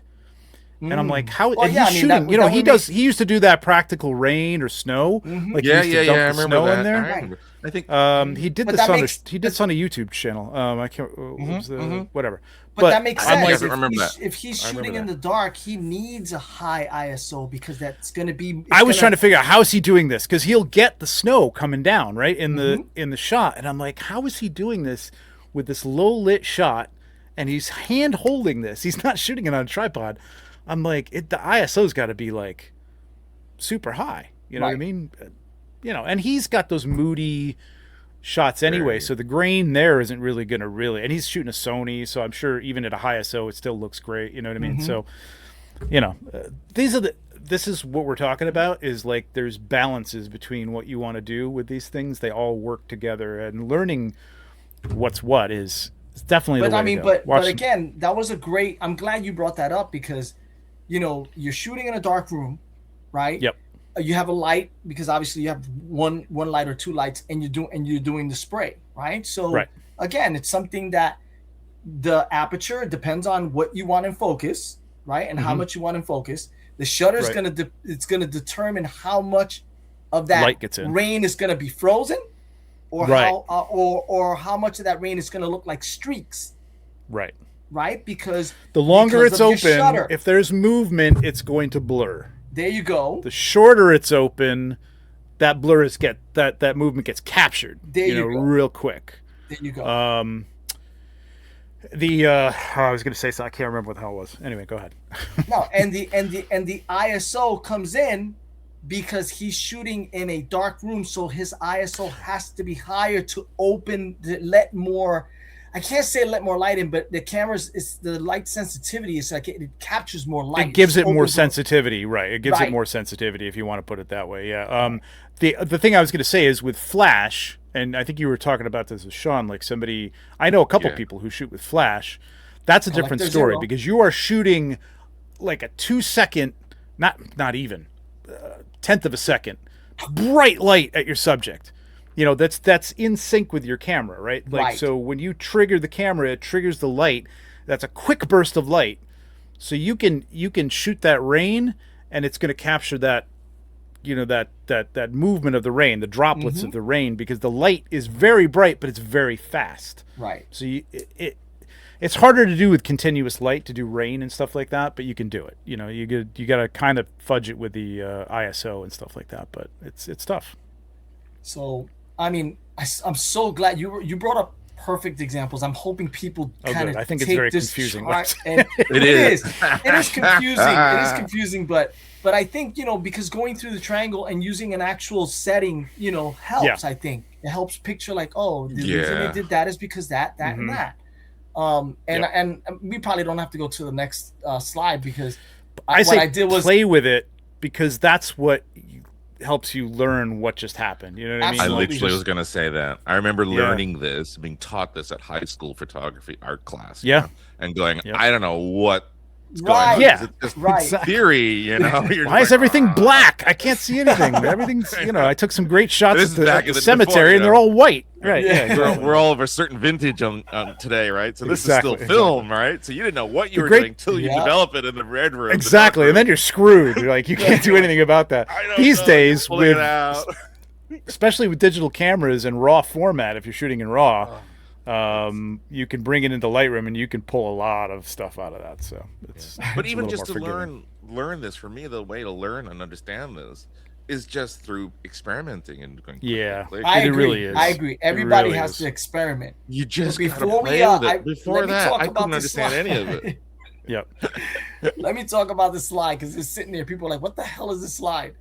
This is just an example. This is an extreme example to give you an idea. If you understand what's going on here and why this is extreme, you'll get it, and then you can work down from there. Right? Yep. We're talking about a 2.8 depth of field aperture, right? 2.8 f-stop 2.8, which is going to have that wide opening, and then you're going to have your shutter speed at like 1/200, which is a long pause. It stays open for a long time, right? And then you have a high ISO. So what you're going to get when you shoot this photo, what you're going to get is just this brightness of just everything is washed out. Because your f-stop is low, which means it's open wider. Your shutter speed is slow, which is open wider, and your ISO is high. It's letting a lot more light in. So I like how George explains this when he says wider. His eyes get bigger. The only thing I would say is like 1/200 is kind of fast still. Even you could get down to 115, and then you're into the that's still a part of a second, and then you can get into 2, 3, 4, 5, 6 actual seconds, which is going to be. Wow, I get so nervous with that. You need to do it. Like that's how long it's on. Right, exactly. He just froze. I thought Trevor just I remember when I was first shooting and I did something like that and I would like click and my camera went click and then nothing happened and I'm like standing like, oh shit, what's going on? Like what's wrong with it? Something's wrong with it. And I would touch it and I'm like, oh my God. And then you hear and after a minute you'd be like click, you hear the click. I'm like, yep. Oh, and then I finally realized I'm like, oh shit, what duh. Anyway, 1/200. Go ahead. Sorry. No, I was going to say 1/200 you could handhold, like you could still handhold like this, but like if you're on a tripod, then you can really open that up to like I do, like 3 seconds, 4 seconds, 5 seconds. If you've ever seen the shots where people do photography where you see the stars going across the sky, like the movement, they're opening that their shutter speed is like hours. You know what I mean? They're just keeping that open, watching the stars go across, and then it closes, hours later. So that's it's absolutely insane. I don't know if that helps, but yeah. So yeah, anyway, this is just to let you know, this is like extreme, like this, extreme dark conditions and light and no room, and I mean pitch black room and stuff like that. So if you understand that, you'll get it, because then you can work down from there. You can figure out, I need this much light, I want that much depth of field, I'm shooting in a regular room with regular light, so you want your ISO low. Just play with it. I guarantee you. I like this page. Yeah, this is a cheat cheat page sheet in high school, man. Yeah. All right. Exactly. The little icons are so helpful. They are. Because they didn't have the icons, man. We should have had this up, because I mean that shows you the shutter right there. Like 1/1000th is you're going to capture every bit of that person's movement, and the less the smaller it is, the blurrier they're going to get. Right. It's great. Yeah. This is a cheat sheet for people to like come and hopefully we didn't confuse them too much, and they'll get it. But my question would be about the ISO. I don't know, this could be like again going back, showing age, but with film and things like that, like I'm always emotionally connected to try and keep it to close to 100 or 200. Me too. Yep. Oh, okay. All right. I think we have been conditioned. But that goes back to conditioned. Remember with the cameras, with old cameras, if you want to talk of like a bunch of old guys, ISO used to be part of the film, right? Like that was like exactly. I'm shooting because I did a lot of outdoor, event photography. There you go.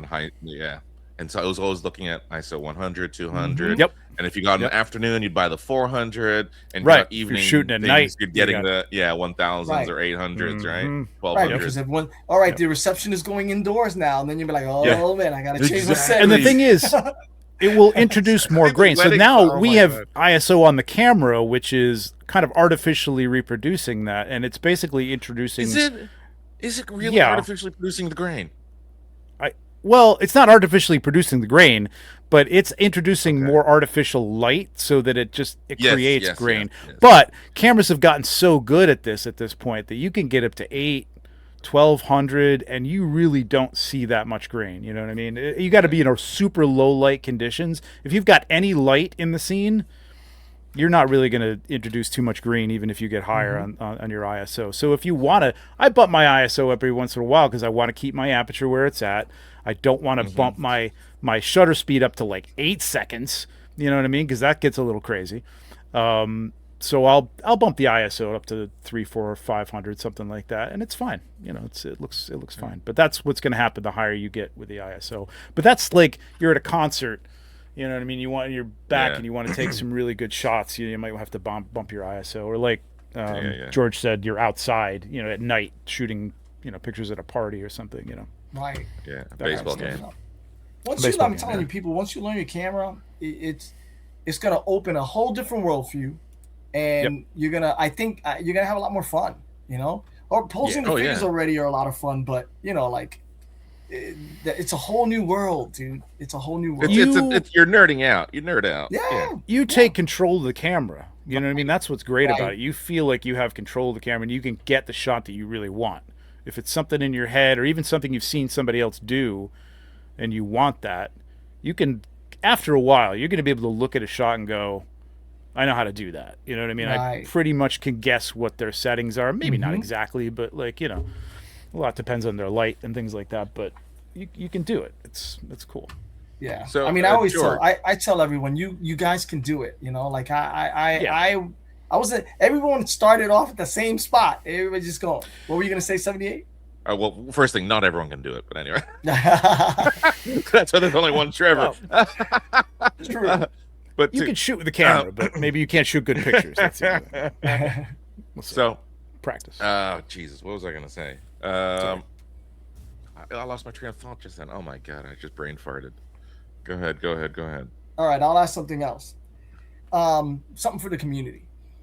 You know, when new people discover what you do, what is the question you get asked the most when somebody that doesn't know anything and you like, oh, I do this, when they just what do you get asked? What's the first question they ask, or the question they ask the most?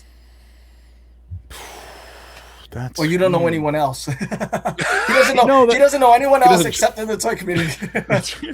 Oh, you mean outside the toy community? You're talking about outside the toy community? Oh, okay. Somebody new that doesn't know, like, you know, you're at a party and you meet someone and they, you know, the conversation comes up and like, oh yeah, I do. What's the first thing they ask? Yeah, what are they commonly ask? It's an interesting thing to bring up at a party sometimes, depending on the party. But I was just at a party and I ended up talking to somebody who does like children photography, baby photography, like the kind of the Ann Getty stuff.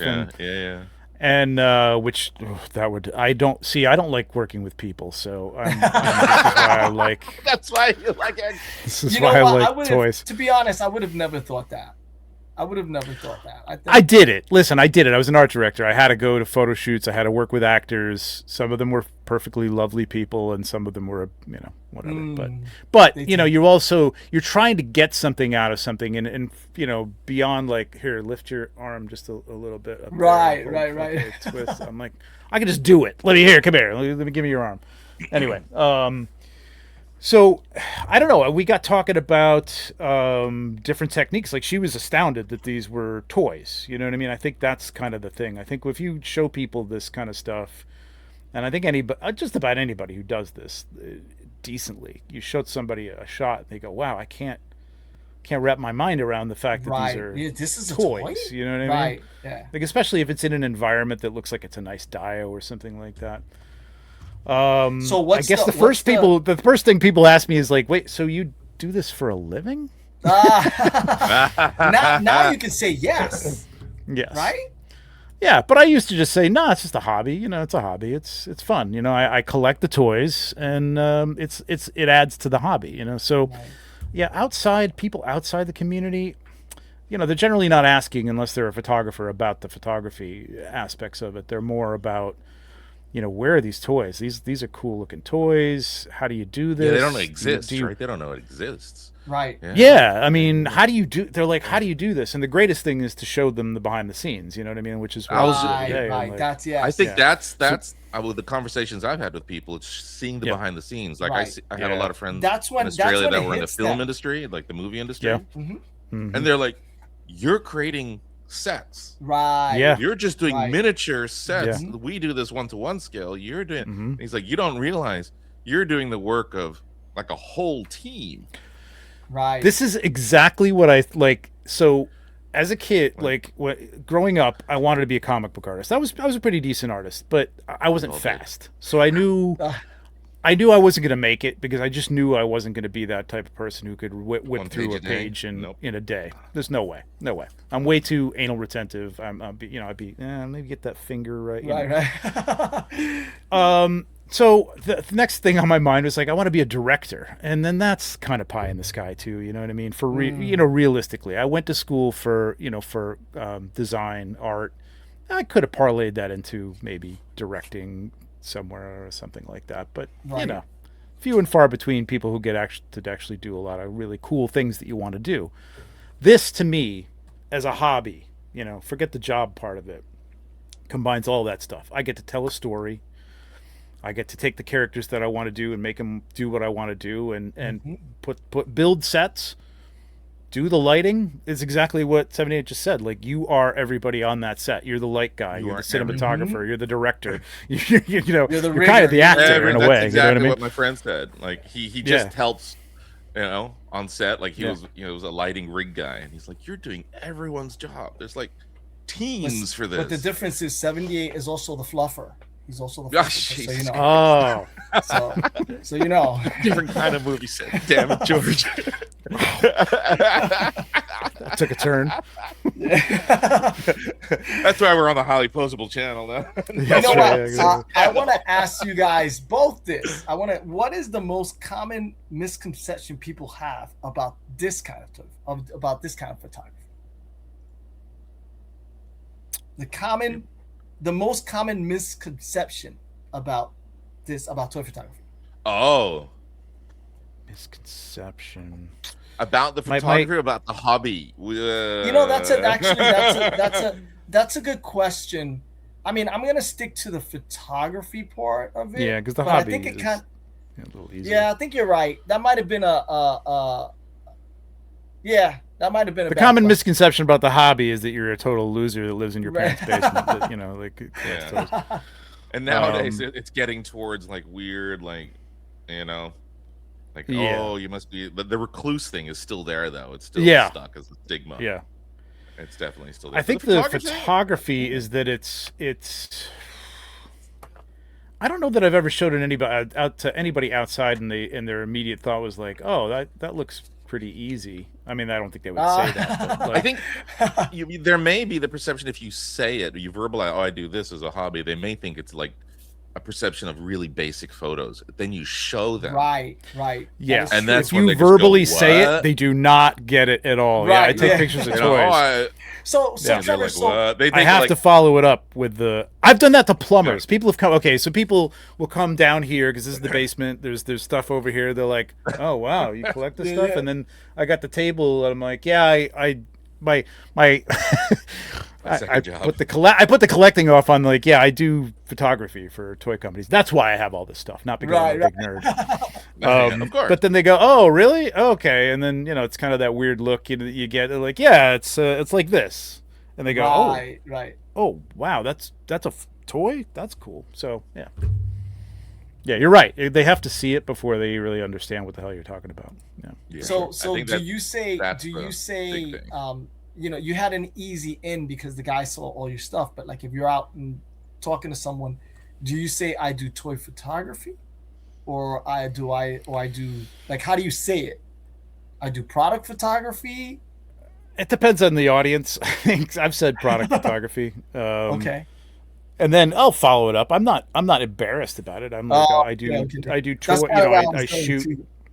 I shoot action figures and toys for toy companies, and I think if you don't follow it up by showing them stuff, they think you're shooting like I don't even know toys anymore. I'm going to say something very old, but like Baby Wet's-a-Lot or Chucky or something. It's like, no, it's not. Well, maybe Chucky, but no. Right. Rubik's Cube. No, I'm not taking a picture of a Rubik's Cube. I'm doing something cool. See, but you have a pass because you can say, I shoot toys or I shoot figures for a toy company, where we're just like, we're just shooting toys. And people are but like, again, why? Do you get paid for that? I have definitely used Trevor as validation to like show off. Like, my diorama was used by a professional. Right. It's in a product photo. Yeah, it's in a product photo. Like, oh, that's cool. They always ask, "Did you get paid?" No. Right. Well, yeah, for the diorama. I mean, he paid me for the diorama, but the company's not paying nobody. But that's always the next question about money. How much? I mean, the set maker doesn't get paid every time you show the set off. I mean, exactly. But no, I think it's a hobby. Like, again, if you show people the pictures, I think people would have a different perception. You know what I mean? It's funny how money always comes into the conversation. Because that has also happened to me, where people are like, "Oh, the cool, blah blah," and then at some point they go, "Well, do you get paid for this? Like, how much money you're making off of this?" And I'm like, "It's just a hobby. Like, I don't get paid for it." And they're like, "Okay." Yeah. That's when they're like, "Oh, First they were excited, but then they find out you don't get paid, and like, "Oh, all right." So basically, you just. I think that's something, especially with the younger generation, like because of the streaming and game streaming. Like, nobody got paid to play games. And now it's like, if you do something, you should try and figure out a way to monetize that. Yeah, to be an influencer. Do you get paid? Like, even talking TikToker, about YouTube streams, they're like, "Oh yeah, how many followers you get? Are you getting paid yet?" I'm like, "No." Like $10 Well, a you month. do this. You're not getting paid. Somebody's getting paid. I pay. I contribute to this StreamYard every month. Right. Exactly. Wait a minute. You're getting money instead of getting paid? I know. Why are you doing this? And it's like, because I like hanging out and talking. It's a hobby. Trevor, you want me to share the screen? That's one of the vinyl toys that I was telling you about that I did for. So I mean, this kind of stuff is different. Like I went out and bought these little, What Yeah. year, when was this? 21. 2021. Okay. Yeah. Wow. I've done a couple things. That's why for it's this not company. associated in my memory with you. Yeah. Okay.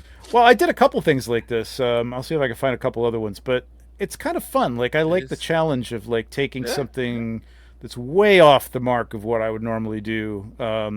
Like I spray painted all this cotton to make it look like cotton candy. I went and got all these little soap things, the donuts made of soap or something like, I don't know. I found it on Amazon or something like that. Now, if you pulled this up as I do product photography and toy photography, and you showed this, that's a whole nother conversation. It is.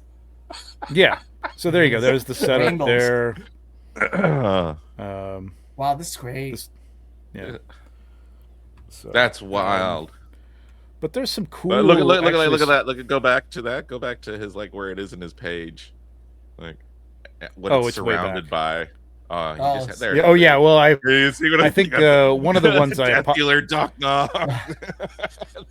I apologize. Like I said, I did this one, and then the caption here is like, I know this isn't the main interest of my audience. I thought I said, oh yeah, from death dealer to this adorable thing. Sorry for the whiplash. You know what I mean? Right. Because it was like, yeah, death dealer, and then this.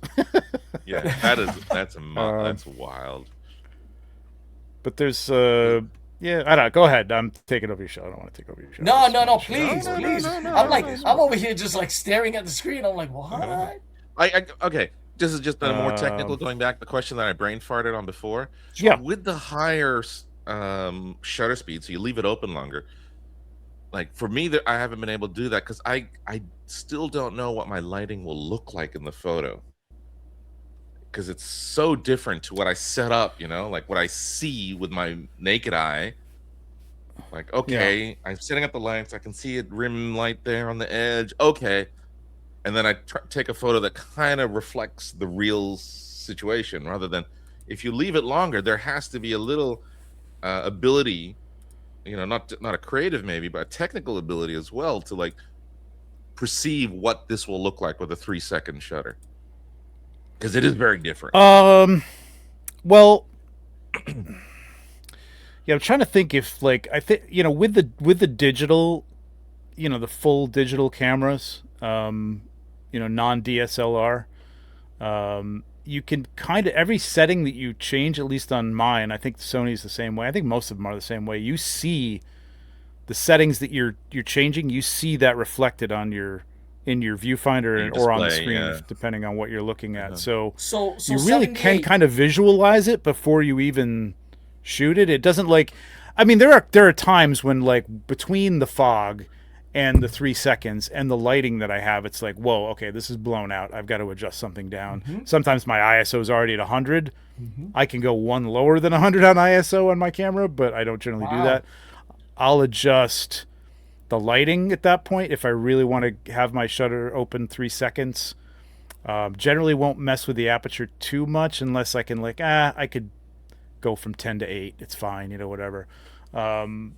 But yeah, at that point I'll adjust lighting, just turn some lights down or something like that if it's too much light, at that point. Okay. So 78. I've said before, and I'm gonna ask you a question about a question in a second. I've said before that I don't take my picture until I look through the viewfinder or I look at the thing and it looks exactly what I want it to look like. So what Trevor's saying is, as I'm changing my ISO or my f-stop, I can see the actual viewfinder or my image get lighter or darker and stuff like that. You can't see that on your camera? I can, but like I noticed, I don't know what it is because I'm using a Canon and I got I tether to the laptop and I use the Canon app, the EOS, the app there. When I set it up, I take the photo, but the preview that it comes through is sometimes different. Like what I see in the preview, and when I throw it back into Lightroom or Photoshop, does it go back to what I saw in the viewfinder or that's a monitor issue, bro. It's your monitor. No. You do. No, it's not. It's the app that's doing this. Like when I take the photo, the preview, when I open the preview that comes through will be slightly different to what was in the preview in Lightroom on the computer. No. The in the Canon app, it shows you the.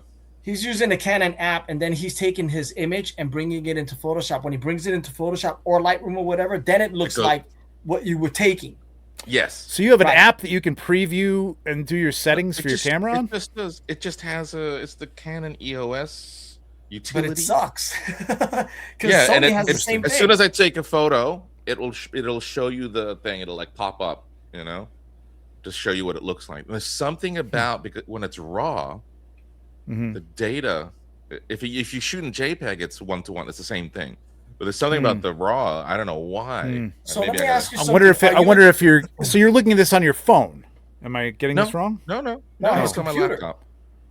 So what's the app? The app is the thing that's on your laptop. The Canon app is on your laptop. Okay. Yeah. Okay. EOS utility. I see what you're saying. Okay, so you're tethering into this app. Okay.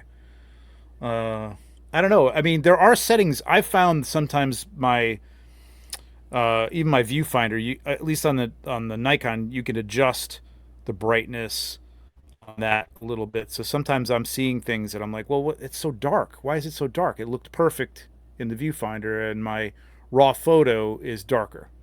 So I darkened my viewfinder so that like when I'm looking at it, I'm like, oh, this is too dark. I gotta bring this up a little bit. Now I'm bringing it into Lightroom, and it's not. It looks good. You know what I mean? It's not too dark. So there are settings for your viewfinder that like it may be just set to too dark and things are looking brighter, or whatever the case may be. You know what I mean? Yeah, I don't know if that's it or not. I'm not sure. So Trevor, you're talking about like in the viewfinder, there's like a little knob, right?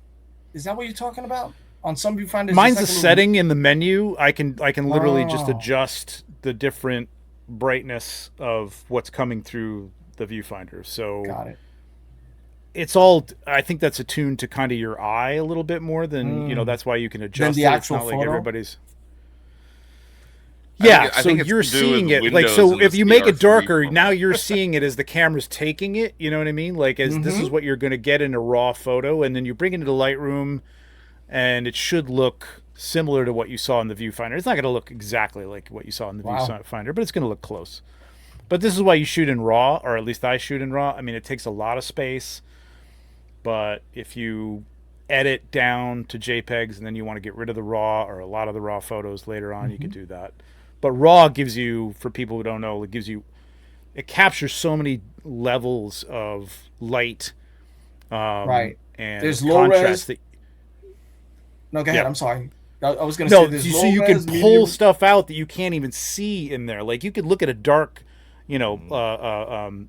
black spot on the shot, and you could raise your brightness or your highlights or something, and you could start to see details in that area that you couldn't even see with, you know what I mean? Whereas a JPEG, it's going to not bring that out. It's going to be a little grainy, you know. Right. So RAW is an amazing thing. It's an amazing thing, but it's big. What I was going to say is file. The camera has like several settings. There's low res, medium res, high res, and then there's raw. Think of it like this. Think of it as past high res. You want to shoot in raw because it captures all that information, all that color, all that stuff that you can later on change. So this is one of my favorite. By the way, I bought this figure because of this photo. See, there you go. Oh, there's a whole there's a whole bunch of that. I bought this figure, this Arthur Mark, because of this photo. I was like, I need that figure. So I love this, man. There needs to be more cowboy figures out there. Absolutely, 100%. I thought we were going to get it last. Like I thought there was going to be like a wave starting last year for cowboys, but it seems to go up and then dissipate. Oh, here we go. So here we go. For people, here's a little BTS for that. Yeah. And so while we're waiting, I was gonna tell you, Trevor. You know how backstage we talked about like, I'll let you know when we're in the whatever. We're literally into like an hour and 40 minutes. No. And again, even if we don't record this, I could sit and talk with you guys for hours. Yeah. So you can't really see it, but there's a big. I wish I'd taken some just shots of this, but there's a big light over to the side. Over here, it's a big can light that's creating that sunlight that's coming through. And other than that, I think there's just a bounce card. Wow.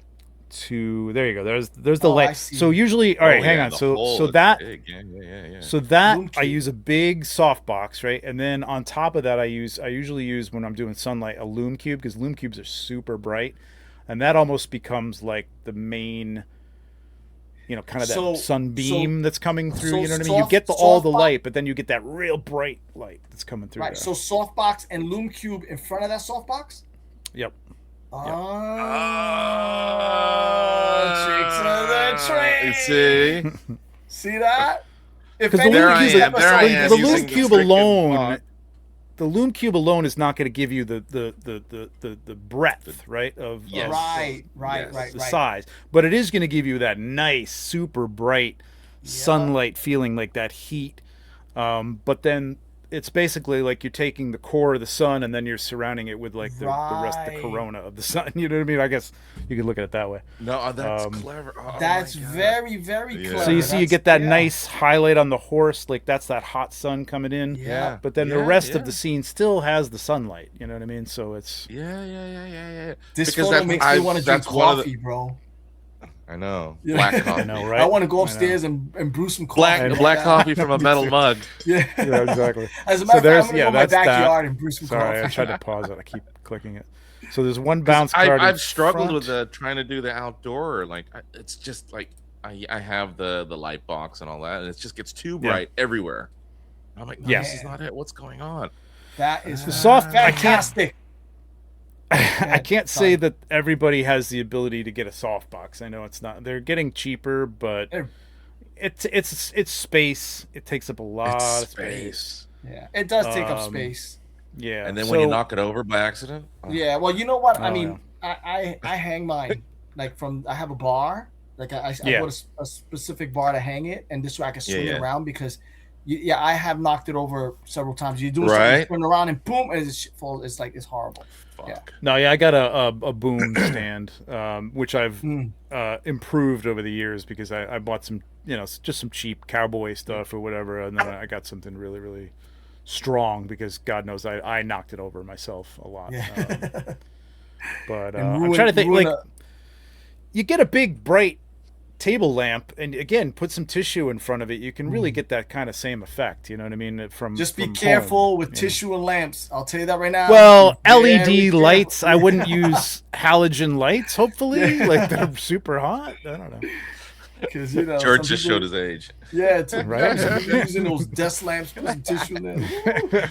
Easy, people, easy. And so then this I remember is silver bounce card over there. I don't know why I used the silver. I guess I just needed more light. Is that the silver or is that the black? I can't tell because of the way the light's hitting. Oh, you might be right. It might be the black. It might just be catching highlights. Yeah, you're right. Yep.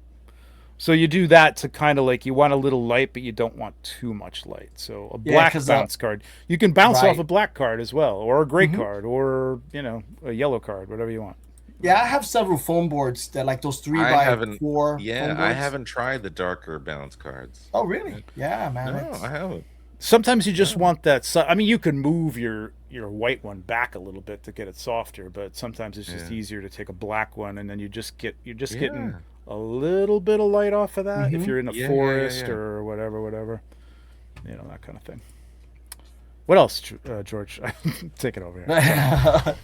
No, I wanted to. I love this. Yeah, this is great, dude. I mean, we can spend all freaking day on your feed, dude. Just really, really. I was trying to think of anything relevant to what we're talking about, aperture and all that stuff, but it all kind of is. I mean, it all really, really is. I hope everybody kind of like got that aperture thing. go down to the go down there, that series for that wave, because he's talking about the mist and things like that, right? Yeah. So do you remember by any chance, like, was this a really long exposure? I'll blow around the fog too, so that kind of helps dissipate it. So this is probably 2 or 3 seconds, if I had to guess. Do you combine photos? Yeah. You do. So what I was telling George before you got on, I'll shoot exactly. I'll shoot 50 images with trying the smoke in different ways. Sometimes you come at it from a different angle. Sometimes you want it pouring over something, you know what I mean? And then I'm really good now at this point of taking those 50 shots and paring them down to like a dozen in like a minute or two. Just going through Lightroom, like, yep, that's good there. I like that over there. I like that over there. Maybe I miss a good opportunity every once in a while, but I can usually figure out what I need. And then from there, I'll edit those, copy and paste the edit so they all look the same, and then go, okay, I'm going to use this one. I like the smoke over here from that one. I like it over here from this one. Yeah. Take it down to like 5 or 6 images, bring those into Photoshop, and then mask and layer those. So. Yep. So 78, what I was telling Trevor was that my smoke always cooperates because I have a fog that I use on every photo. It's just a transparent ping, like a PNG. Oh, a PNG file. You mean PNG file.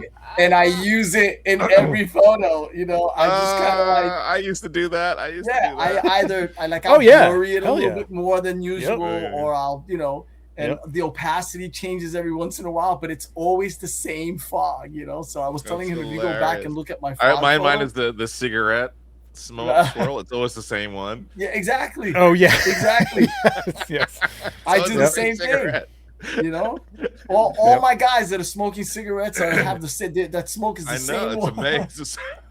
I know. I have like 5 snow JPEGs that I'll overlay, but I'll use like a motion blur on them or something, so mixes them up a little bit. Right. It makes them look different. Or the gunshot, Larry. The gunshot.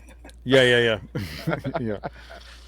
Out of not to extend the show, but I'm just curious. Out of all the Four Horsemen figures that you've shot, is there one that kind of stands out as like your like this is the figure? I mean, it just as a figure, I really liked. I like Hadriana from. I'm kind of a Lee Odysseus fan. I don't know why. I'm not really like into like military or anything but they just have this really cool looking military. They're all red and black and gold. But she came with the lion mask. Yep. And that was like one of the first flip up masks, I think, in it, and it just looked great. Her face looks intense. She just looks like a badass. I was like fantasy women, you know what I mean? Like again, Frazetta, growing up with that, all those guys, Boris and everything. So I don't know. There's something about like a badass woman in fantasy art, and which is what I like to emulate, fantasy art. So yeah. And I think you do. I think everybody will say that you do. 100%, dude. Dude, I just have to say, I got some stuff in heavy metal this month. Oh yeah. Really? It's congratulations. Like the pinnacle of like. That's I get that. I'll never get the cover, but at least I got something inside it. It's fine. Congratulations, bro. Are we the first ones to know? Did you spread the word before us? Somebody posted. I forgot about it. The Frazetta Girls people told me that they wanted to use some of the images, and was it okay? I'm like, is it okay? No, you're not. First of all, they're your pictures, and second of all, it's heavy metal, man. Yeah, hell yeah. Congratulations. Yeah, it's at issue 6. I think it's out right now. Yeah, me too. What was that? I love it, man. Yeah, I subscribed to the new heavy metal, like the. Yeah, they re-released. They relaunched it like 2-3 years ago. Yep. Yeah, and it's like quarterly or so. They've had little hiccups here and there, but yeah. I discovered they're about 20 minutes from me, which is weird. Oh, really? Yeah. Wow. Doesn't mean anything, but yeah. Anyway, we're gonna wrap it up, dude. We're on 2 hours. Push to get a cover, man. I'm sure you are. Well, now that they're 20 minutes away from me, I may just show up and say no, because it's like you talk about when you're a kid.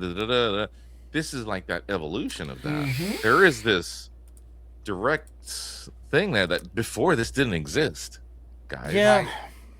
And photography, it might fly. I think I know McFarlane got the covers for his stuff on the DC books. Right. I was gonna say that, and I think it's Aesthetic that shoots them.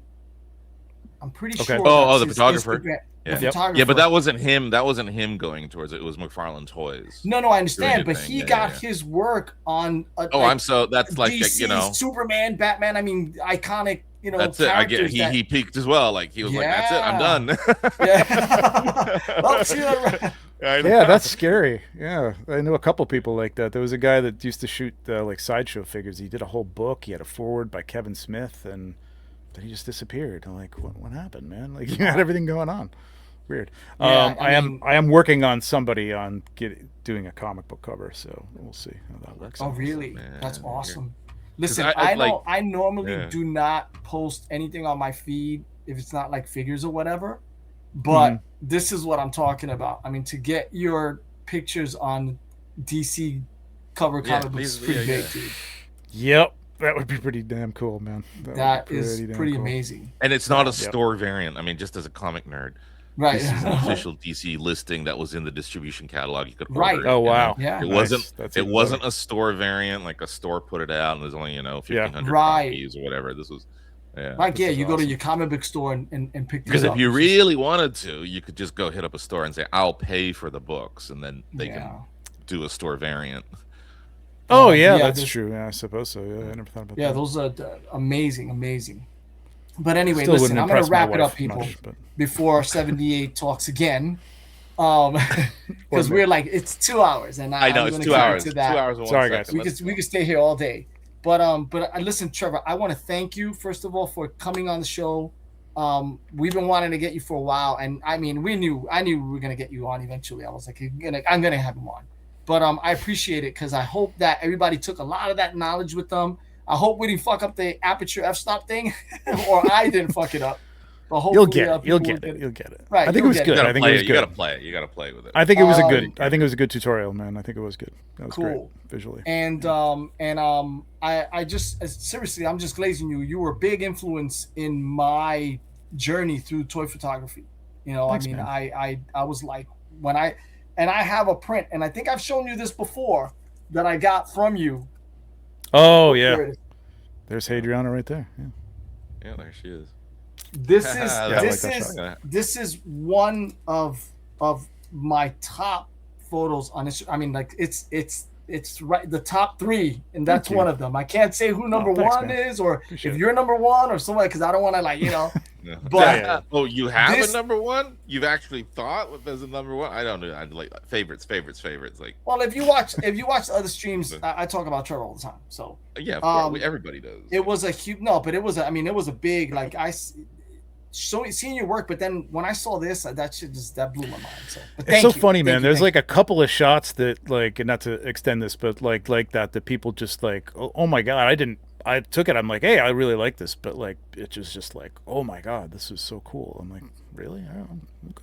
Yeah, that's good. I mean, I saw it on Instagram, and then when I saw it at the show, and you actually had a print of it, I was like, holy shit! I just snatched it right up, But listen, thank you. Thank you for being on the show. Thank you, guys. Anything out there you want to tell the people, you want to pitch? I know you're on Maz.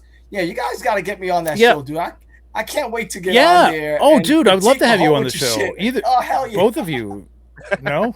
No, I'm just giving George shit. I'm just giving George shit. I would love to get on there just to just rag on you guys. Just say crop it, zoom in and crop it. Zoom in and crop it. More light, crop it tighter. Yeah, tighter. Yeah. I watch it honestly for the comments, just to see, not the comments in the chat, but like what you guys are gonna actually say. I'm like, oh my god, I can't believe this. If anybody does watch that, it is very good. Like, I mean, we kind of have the same people kind of submitting and stuff like that. I wish some new people would submit, but every once in a while we get some new people. But I do I play that up a little bit more like Simon Cowell, like trying to. But I am trying to like genuinely help people. Like I'm not just ragging on your figure. 100%. But I mean, you put yourself out there for critique. I'm going to critique. I'm going to critique. So and we've seen people really come through and get better as things went along, and the people who are honest about it and said they want to take something from it, not just be glazed. Right. Have gotten a lot better, and they said it's helped. Or the people that actually took the critique without like being upset or whatever and said, you know what, they're right, let me try this again. And they just said that, which is great. Thanks, George. That's no, exactly. No, it's exactly right. Yep. Anyway, other than that, Legion's Lounge on Monday. We're doing our Road to Legion's Con pretty soon. That's on my channel. I do have tutorials on a lot of this stuff that we talked about, bounce cards and things like that, behind the scenes breakdowns. You might have to search for them because I haven't done it in a long time. But All right. You should. Have you got those like pinned on your profile, like as a thing, like in the highlights? They're way up there because they're the highest viewed things on the channel, actually. So on the channel. Okay. So you guys can. They're find pretty it easy by to going find, and I Trevor. have a playlist for behind the scenes and tutorials and stuff like that. So Nice. yeah, He's on it. He's on it. He's on it. This is It's like great. he does this for a living. Right, exactly. Well, listen. Thank you. Lunch boxes. We got new lunch boxes this year. might be something. I don't think it's going to be a there lunch we box. go. There's going to be a lot of these around though. So get your There you Yeah, go. I got mine. I got mine. Fantastic. But yes, thank you very much. I really You got new appreciate it. This is a lot of new fun. calendars? Oh, calendars for sure. There'll be a new Oh, calendar okay, good. for sure. Yeah, I Every usually year is a get- calendar. there you go. Nice. I usually get my calendar. Right here. There you go. And they're full. They're full. They're full of stuff. Oh, so 78 won't I'm stop, sure. bro. They're sold out. You can't get them. So anyway. Nope, No, they are that's sold great. out. Thank you. So everyone, Thanks, man. remember, catch your Highly Posable, the big hang every Friday at 10:15 p.m. Eastern Standard Time. That is the hang. That's all we do is hang. I gotta get on Don't know that. Where it's going. You absolutely have to get on that. I don't know if you Let want me to ask, before you say that, have you been on Highly Posable before? No, I was supposed to be on one time. I don't think I ever made it. Like something happened, either my internet shit the bed or something. I don't know. Okay. It was one night I was supposed to be Just on be and I couldn't careful get on. what you push So. for. And Oh, I know. Believe me. I watched the show. Yeah. come in, have a few drinks before you come in, and just hang. Just think of it like that. Hang it.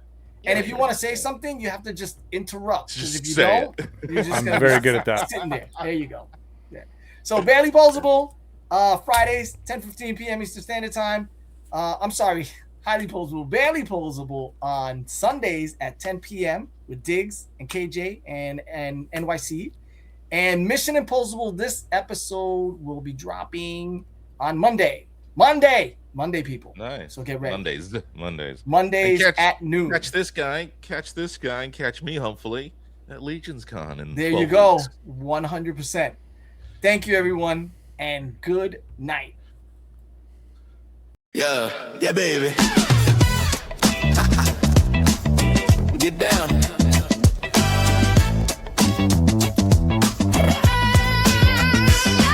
Yo, good evening, agents. This message won't last. Mission Imposable, we moving fast. Starring Enders and Agent Variant 2. Toy photography crew, what we about to do. Posing figures in epic scenes. Lights flash bright, macro shots tight. Making toys fight. Imposable missions. We're plastic impose. This show gon' blow. Everybody knows. Enders on the set, directing the frame. Agent Variant sneaking, playing the game. From rooftops to streets, many worlds we create. Action figures for life, never hesitate. Mission Imposable, toys come alive. Figures domino, but we still thrive. Camera clicks quick, self-destruct in 5. Toy photo live, yeah, we have arrived.